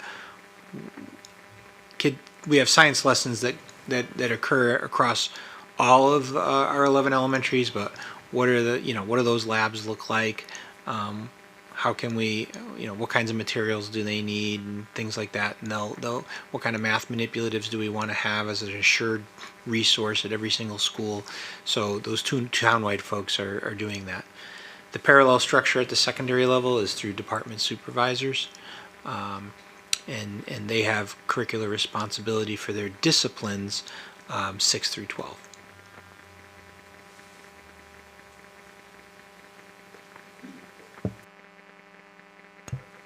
I want to ask a follow-up to Jason's question. So one thing I did notice is that we've lost somewhere around 600 to 700 students, give or take, over the last so many years. But as far as on the administration side, we really haven't decreased any of those numbers at all. So the same level of administrative school, people on the administrative side has basically remained stable. So one question I did have, speaking about like curriculum specialists and heads of departments, is there any possibility that, given that we've down 700 students, that some of those positions can also be combined? Sure, so I can talk to that. I would begin with at the elementary level, it's really the principal, and then the only other person who's not necessarily tied down to the classroom or tied down to students is the curriculum specialist. So they're like a two-person team. I wouldn't see how we operate without them. Some of our other districts in the state, and previously, if you go back quite a number of years, some of our larger elementary schools had assistant principals. We haven't followed that model. We've been able to support the schools with teacher leadership positions, which does, offer, a different realized savings. At the secondary level, in terms of our administration, we've gone the last couple of years where if we've had an administrator out, we have looked to fill in with one of our department supervisors and not filled the position for the year to realize some savings. We're currently doing that this year within world language and also within science. We don't necessarily see in this year's budget the ability for us to decrease any further in those positions. However, we did put forward in this budget, obviously, a small reduction in administration relative to the assistant principal position at Bristow Middle School based on its reduction in size and footprint. So, and we expect that that person that's in that job rather than, would not be translated into part-time, but we would be able to assign other duties that are currently either shared or being done on a part-time administrative basis in order to realize those savings. I think I was asking something, maybe I wasn't, but I thought I was asking something that would be slightly different. If you can consolidate, or I'm not saying necessarily in this budget, but going forward, some of these department heads and curriculum specialists and possibly even assistant principals, can some of that, so that we consolidate some of those positions so that we can then have less personnel working in the schools. I understand at the elementary school you really don't have assistant principals, and Yeah, so given that we're, if I understand, you're not talking about consolidating, or maybe you are. The curriculum specialist is at the K-5 level, and the department supervisor is at the 6-12 level. So there specifically, there's entirely different certifications. So that form of consolidation isn't really possible. But you have curriculum specialists right in every school, not just elementary. Is that correct? Oh, I apologize. No, only at the elementaries. I'm sorry. Only at the elementary. Okay.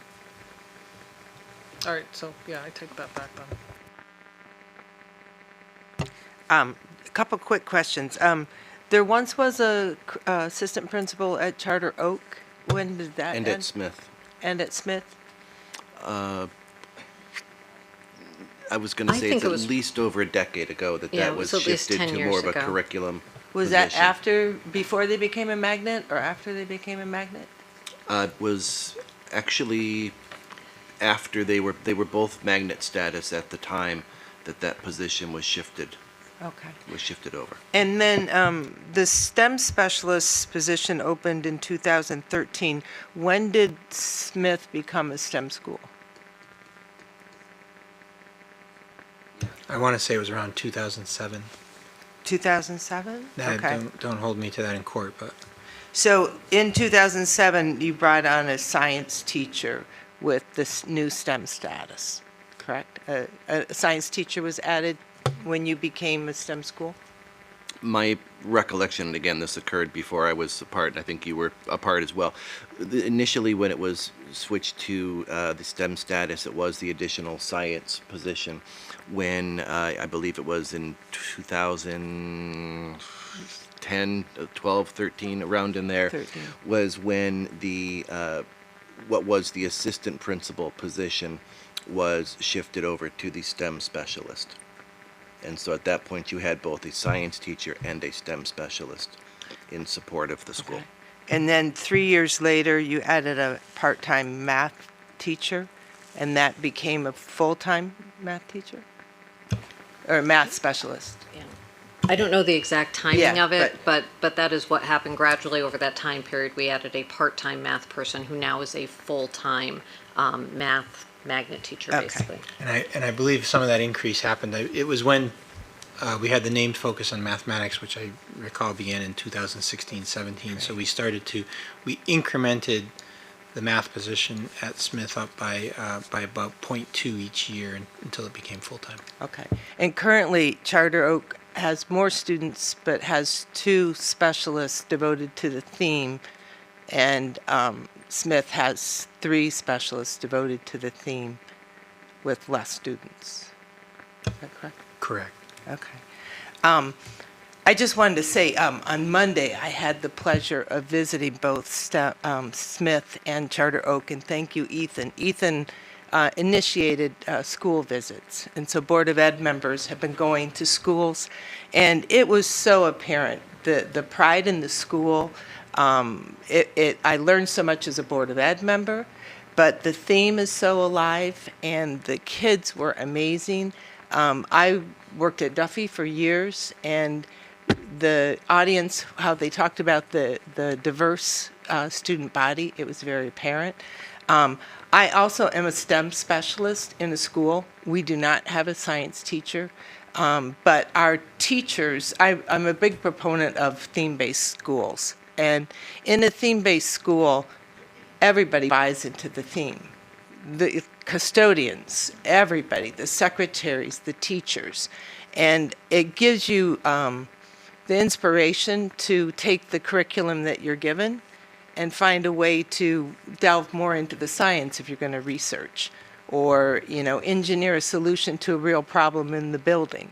And I see teachers all the time. So I think a specialist is critical, and you need someone to help pull the theme. But I think a lot of credit needs to be given to the teachers in the classroom, pre-K all the way to 5th grade, because I know they're teaching a little different and thinking a little differently when they teach the same unit that a teacher in another school might teach, because that theme is part of the school. It's what you're proud about.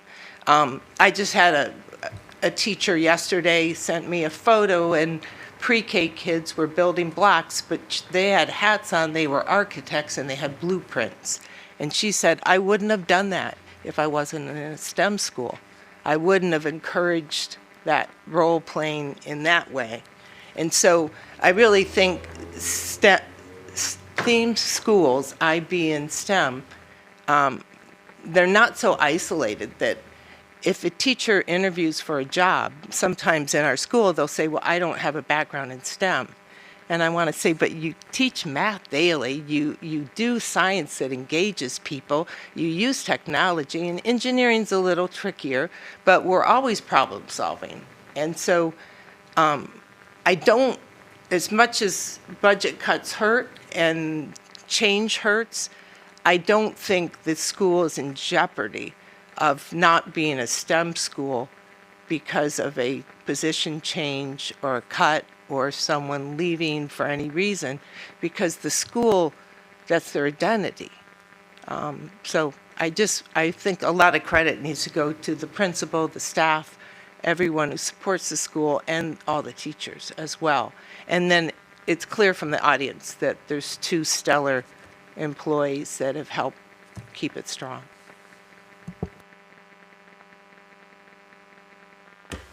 Other questions or comments?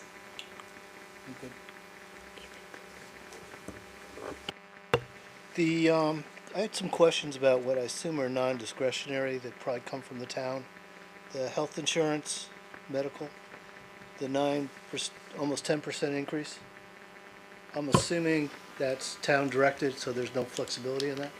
The health insurance is not town directed, so we participate in the state partnership plan, and that is the premium that we have been given as a premium increase for the upcoming year. So it's state directed? State directed because of our participation in their plan. Okay, because it did seem high, but I think last year was lower. Well, last year was higher too. We agree it's high. It definitely is high. We've been in the plan now since 2019. It's been a great plan. The first couple of years, we had 0 increase. One year we actually had a slight reduction, but the past 2 years have been higher than we would like. Last year was 10%. This year they gave us a range of 8 to 10. And so at this point we have budgeted at 8%. At 8% or 10%? 8% is what the budget was at. Now, there could be some other changes of other items in that health program, but that's what the premium increase is expected to be. I guess C1, I thought it was 9.94. Okay. Second question, Social Security, at least the schedule here on C1, has an 11.25% increase. The Social Security has an unexpectedly high increase, and it's from a couple of factors. Our teachers only pay the 1.45% Medicare. They're not eligible for Social Security. But everyone else, the town matches the total 7.65%. We've had, growth in those salaries that's a little higher, so we're reflecting that. There's also been an increase in the Social Security base wage rate. And so as that goes up, the district's contribution for Social Security has gone up as well. On an overall basis, our Social Security is about 3% of salaries. You mean total salary? Total salaries. Right. Just the 11% seemed high, given the salary increases. Okay. Just one other comment, or two comments. One is, I do appreciate you guys looking for ways to reduce the budget, because I think it's important that we try and keep it limited. On the other hand, I also was very impressed with the students from Smith and the parents from Stiff, and shows how much they value it, and I think that's great on all sides. So I'm good. Other questions? Yes. All right. Yeah. So coming back to curriculum specialists, but from a slightly different side, slightly different angle. I'm interested in the new social studies standards that are about to go to the State Board of Education for approval, and these are K through 8 social studies standards that that I think will represent a really big change in how social studies is taught. And I'm thinking, how will the district respond to these new social studies standards? And if that work will rest with curriculum specialists in thinking, or is that a district level kind of relate, or maybe it's everyone involved. But I'm intrigued by the way you described the role of the curriculum specialist as someone who works really deeply within the school, but then also communicates up to other levels and across schools.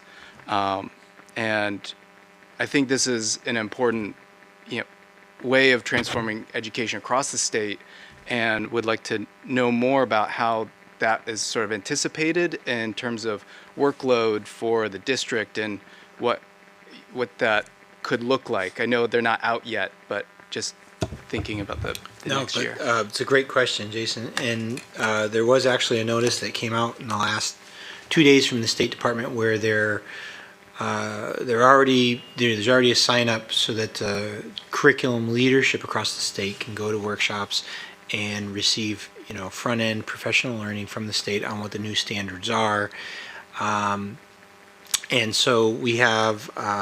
I already know that we have 3 individuals that have already signed up. So I have Nicole Richmond and Jessica Blitzer, who are our 2 secondary department supervisors who have signed up, and Ashley Callan, who is the pre-K to 5 literacy/social studies townwide curriculum specialist that works in Carrie's office, has already also requested to sign up. So what will generally happen is those individuals, those are our district level social studies curriculum leaders. They will go and they will receive that training. Oftentimes, as we've had other changes in the past, we've had individuals such as those folks who are often on the front end of some of that, on some of the committee work with the state. So at the secondary level, for instance, when the new African American Latin X Studies course was on. We had, I think Jessica served on one of the state committees. So we try to stay very plugged into the work so that we're not having to drink from the fire hose when the changes are made. But what will generally happen once they receive that information, they will call together a team. So at the elementary level, that is more than likely to be a team that engages definitely some of our building-based curriculum specialists, and perhaps, depending on the extent of the changes and the grade levels impacted, we might also have a couple of classroom teachers on the team, typically folks that have, demonstrated, great interest, great skill in that particular content area. And that team will work to develop whatever the changes might be in any of our units of study. They'll also, look at any resources that we might need, and they'll look at a timetable for what the implementation, and generally they'll be involved in developing whatever the professional development is for that. If there are changes that are immediate that need to take place right away in the fall, that'll be part of our back to school professional learning that we do with all staff. Carrie's office also always has kind of like a hot sheet that she presents at the beginning of the year. Here's what's hot, here's what's new, here's what you need to know on day one. But generally, and most of the changes are things that we can adapt to, and obviously we have the great benefit and privilege of the early release Wednesdays. And so at the district level, the way that, the way the calendar is set up is you have a certain number of building days, you have a certain number of content district/department days, and then you have a certain number of collaborative inquiry teams, which is kind of like as a teacher, your personal growth area interest days where you're making proposals to collaborate with team members in and around a specific area of focus that's personally relevant to your role and your own growth. So on these district days, that's where the social studies teacher, be it middle school or elementary school, will more than likely get continuous and ongoing training on whatever those changes are, whatever the impacts to the curriculum are, whatever the pedagogical shifts they need to make are, et cetera, et cetera. Yeah. Okay. Thank you, Paul. Other questions or comments? Clear. I just wanted to, again, understand the ESSER funding. This year in this budget, are there any positions that are being eliminated that have been covered by ESSER? How many? Do you know exactly? 17. I'll defer to Liz, but I want to say 17 and a half. So the ESSER detail is towards the back of the book in So I guess H. I'm And so- anticipating next year. So Right. if it's 17.5 now, what? So what in are the we current looking- year, we have 37 positions. Next Okay. year, we'll have 27. Or I'm sorry, this year we had 38. It's a reduction of 10 or 11 Yeah, positions. 37.5 this year. Yep. And Exactly, going down to down to 27. 27 next year. So next year, you will still have 27 positions that are being funded by ESSER that you'll have to then either merge into the general fund or cut next year.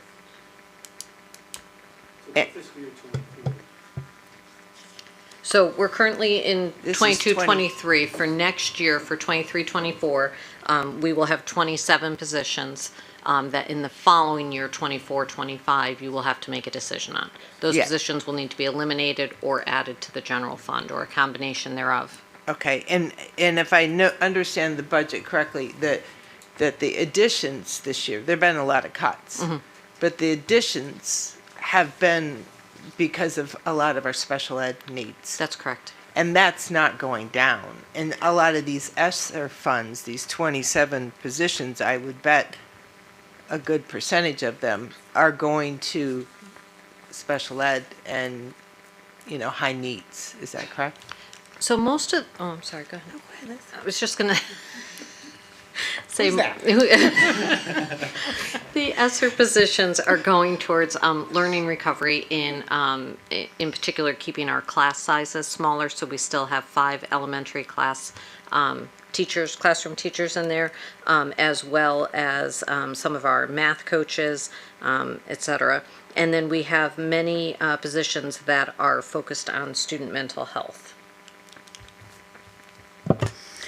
And in addition to that, we have two very unique positions. One, the special education teacher on there is servicing students in our pre-K, because our pre-K program, not as separate from our ELC Learning Center program, does take students through the lottery. Those special education numbers are usually unknown in the beginning of the year, and we do engage in child find activities if there is a suspected disability, and so that teacher's caseload does grow and fill over the course of the year. And also, one of our teachers of the deaf is funded under ESSER. We have the highest deaf and hard of hearing population in a public school system in the state of Connecticut. We're very proud to have our own teachers of the deaf and a very vibrant deaf and hard of hearing community.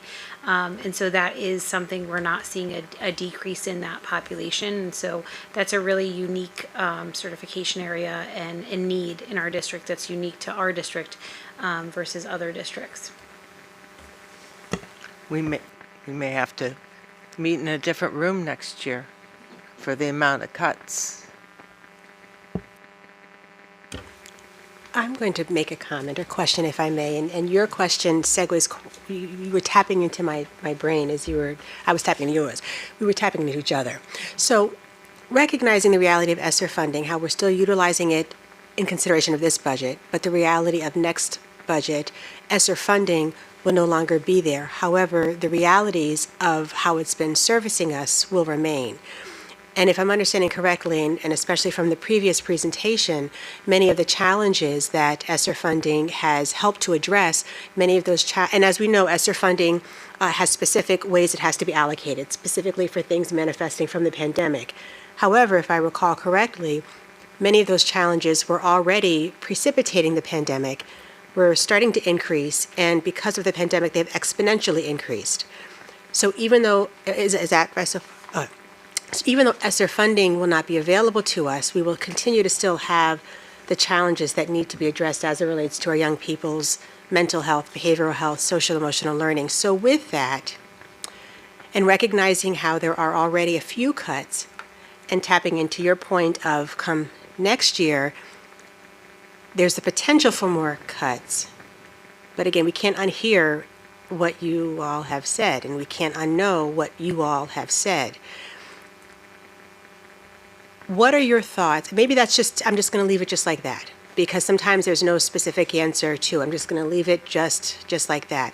I will pivot to another question. Recognizing, I believe it's House Bill 5003, I believe, that is helping to make the educational cost funding more equitable, and because we know that we have not traditionally received all that we certainly need. What are your thoughts with this bill and how it is supposed to increase funding? Do you think that may assist with the conundrum we will face come next budget season, or will we still be in this spot of ... I think that we've been so fortunate to have the excess ESSER funding. I think we knew and people recognized that the pandemic was going to have a great impact on students' education, their mental health and well-being. And I think we were trying to be as thoughtful as possible when we did select how we were using the funding to target those areas of need, and really hope that with this extra support, that what we were going to see was a really great response to these interventions, and that we were going to see a real stabilization. And what we've all seen, not just in our schools but in society, is that the pandemic's impacts have been much more longer lasting than we had initially anticipated. And so we're still seeing that recovery piece for our students, particularly as I shared with you last week with their mental health and well-being, and we're seeing that across all ages and grade levels. So I want to be really optimistic and hope that, in a year from now, maybe we'll start to see the tides turn but I don't know that that will be where we find ourselves in a year from today. However, I will tell you that there are grant opportunities, and I have been diligently applying for those grant opportunities. There were two recent ones. One was a mental health workers grant. It went out to pupil service department directors around the state, and it was only awarded to a very small number of districts. But I think the response of the number of applications warranted the state looking at that grant again, and so it's back out there, and I am applying for it again. And I will continue to pursue any grants or opportunities for financial funding for these mental health worker positions that will keep some of these positions in place and stabilize some of the staffing. So I will be, keeping an eye out for that, and looking for those opportunities where there might be funding opportunities to really keep some of these staffing levels if we're not able to add them in the general fund budget, so we can ensure that our students have what they need when they come to school.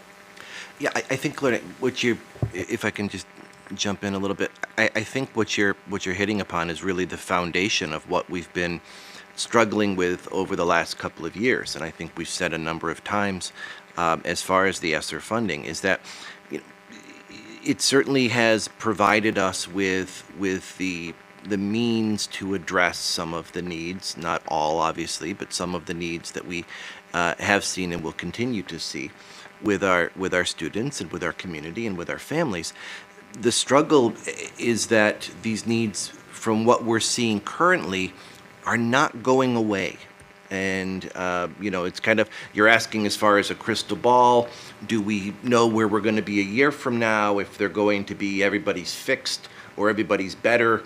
And I don't know if that's going to be the case or not. What we're seeing is some fundamental changes to students, to learning, to structure, to families that we think are going to continue to need interventions and additional resources for years to come. There's no magic bullet as far as the budget comes for that. We've cut 33 positions in this budget and are still coming in at almost 5% as far as an increase, just based on costs. I will absolutely tell you and swear on a Bible that all 33 positions are adding value to our community and to our students. There's no easy choices here.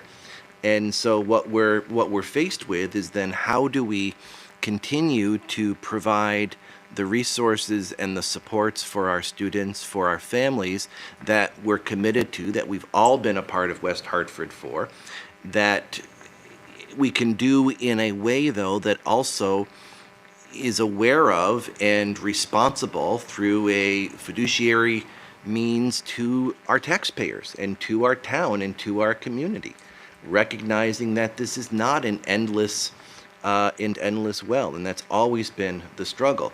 It's certainly been easier the last couple of years in that we've had this additional funding that has been able to offset the needs. And again, I think the idea at the federal and the state level was this funding will then get us through, and then everything is okay. And I think what we're seeing, and other districts are seeing as well, is that may not be the case a year from now.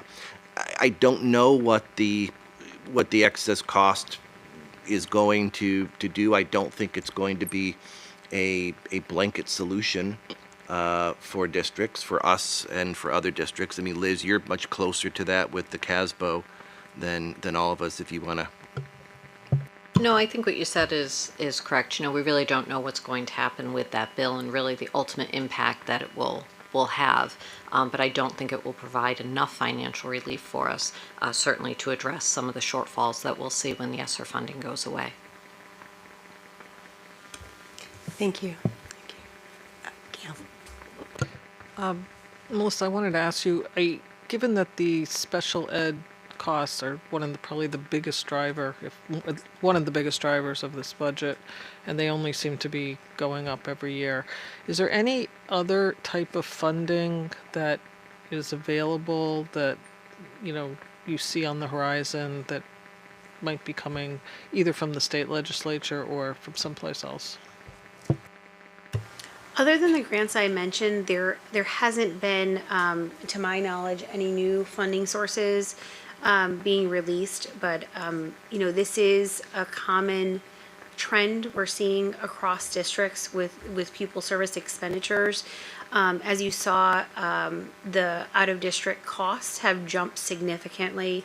I do think that some of these pieces are economic components, the wage rate increases in order to attract, retain, and employ staff at ABSEPs, which are our approved private special education schools.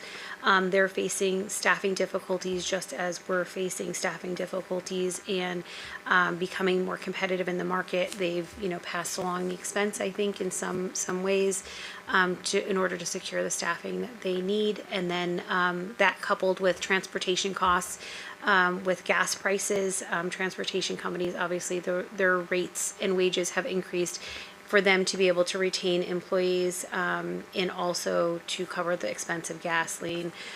So we have seen a pretty significant increase. I'm not aware of any additional funding sources, but I do keep an eye out for those opportunities, and we are also looking for efficiencies within our department to see how we can be more efficient and cost effective.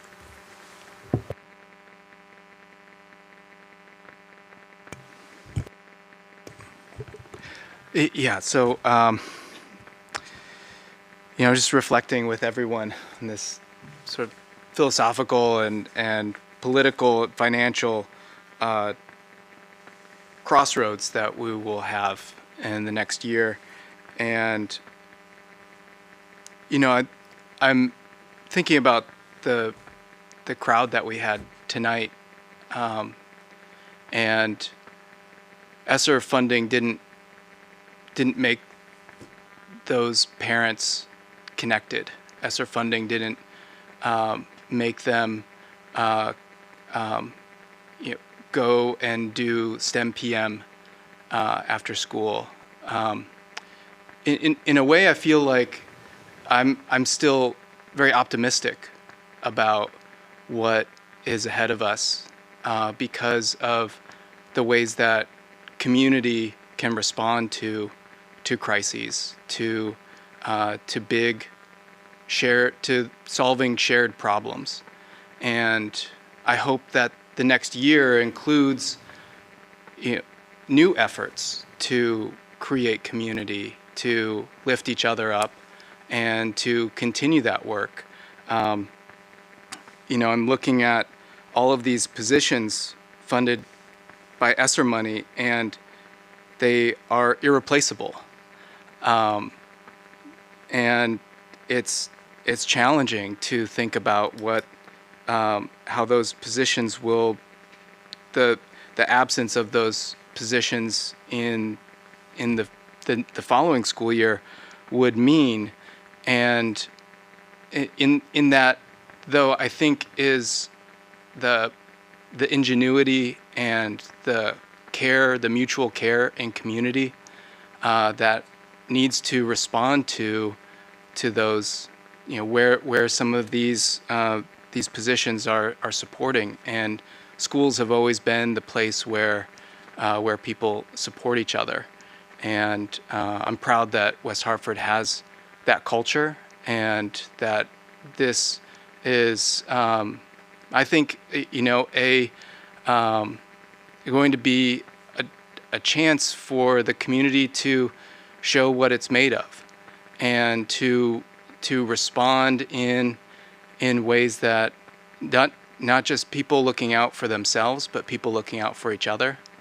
And I think this is what we saw tonight. The representation from Smith really shows to me that what's possible, and that a lot of that has to do with how schools are run.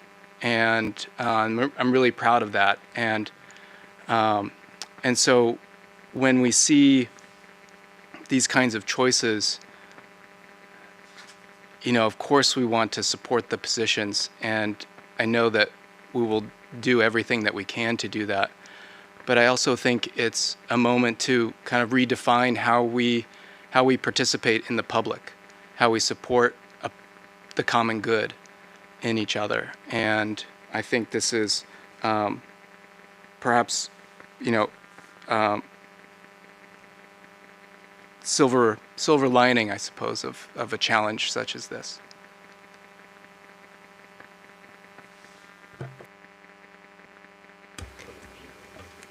Ethan. Two questions and a comment. First question, utilities telephone, line 5384. It shows a big jump in phone calls from fiscal year 20 or 2020 to 21, from 121 to 183 the next year. Then you budgeted down, it came back up. Why the jump? So that is a line item that our information technology department manages, and they believe that we were going to see significant savings in the year that it dropped, but unfortunately those savings were not achieved. The lines that they call POTS lines, which are just plain old telephone lines, I don't know if there really is a better word, but that's exactly what they're called. Yeah.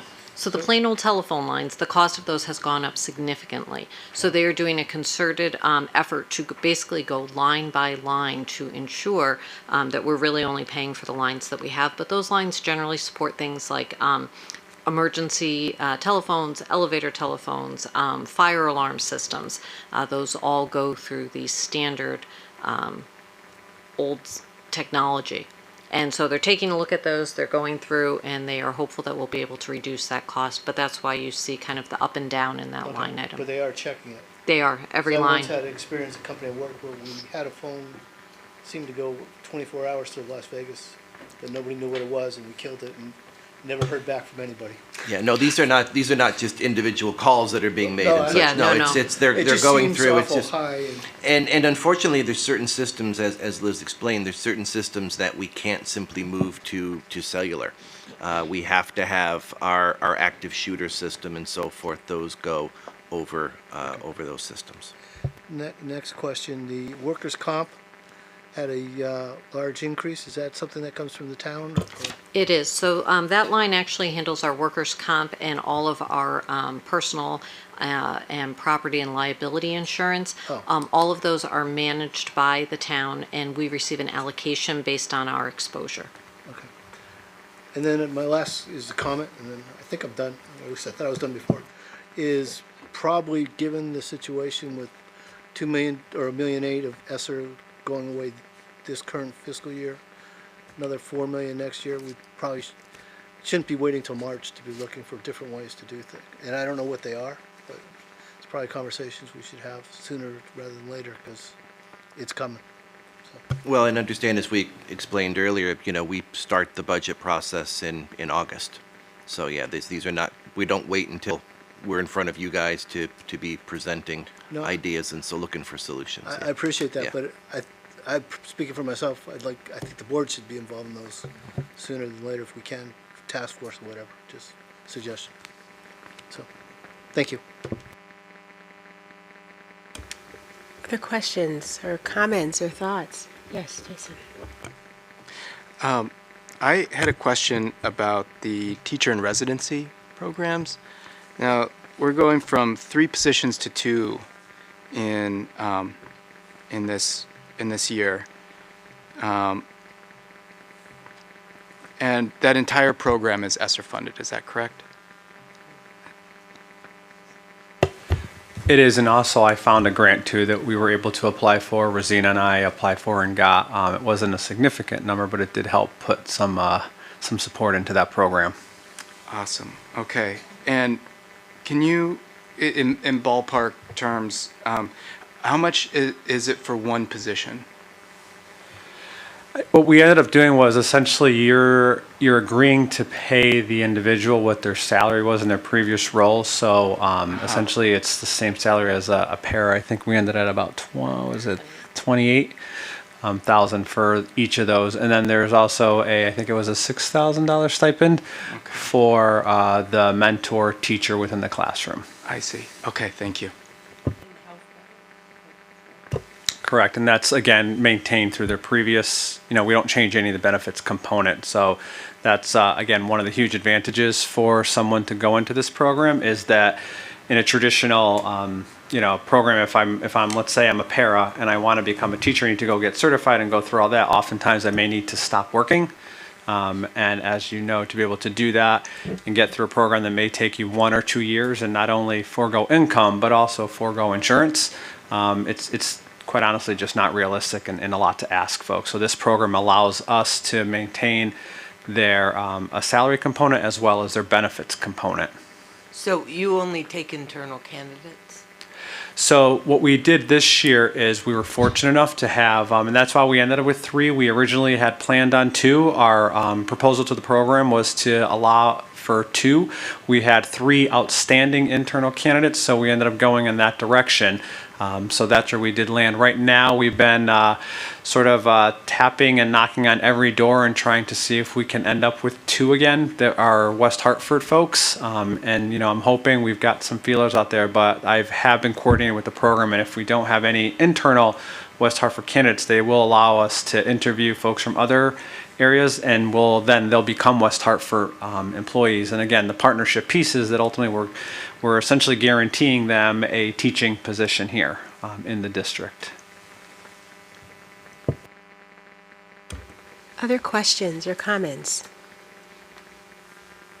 I'll ask one more time. Any questions or comments? All right, teammates. Well, we continue to have a lot to digest, and we know that we come together on Tuesday to formalize our path forward. But in the meantime, thank you for your questions, your inquiries. Team, thank you so much for being responsive to our questions and inquiries. And please, I hope you are receptive to continue to receive them between now and Tuesday. I do have to say, and I would be remiss if I did not, and I did not want to speak so candidly with a room full of our precious babies. But thank you so much. Again, we know this is one of our most important charges as being Board of Ed members in terms of the budget, but we know it's much more than numbers. We're talking about human beings, and I think the reality of what we have faced nationally speaking this week, referring to what took place in Nashville, just reminds us all the more of how precious life is and our children are. So with all the decisions that we make, I know that will be at our forefront, that at the end of the day, we're talking about human beings and the importance of their life and laying a foundation that's intended to carry on into adulthood. So with that, we will pause for tonight at almost 10 o'clock, and we'll come together again on Tuesday. Thank you so much.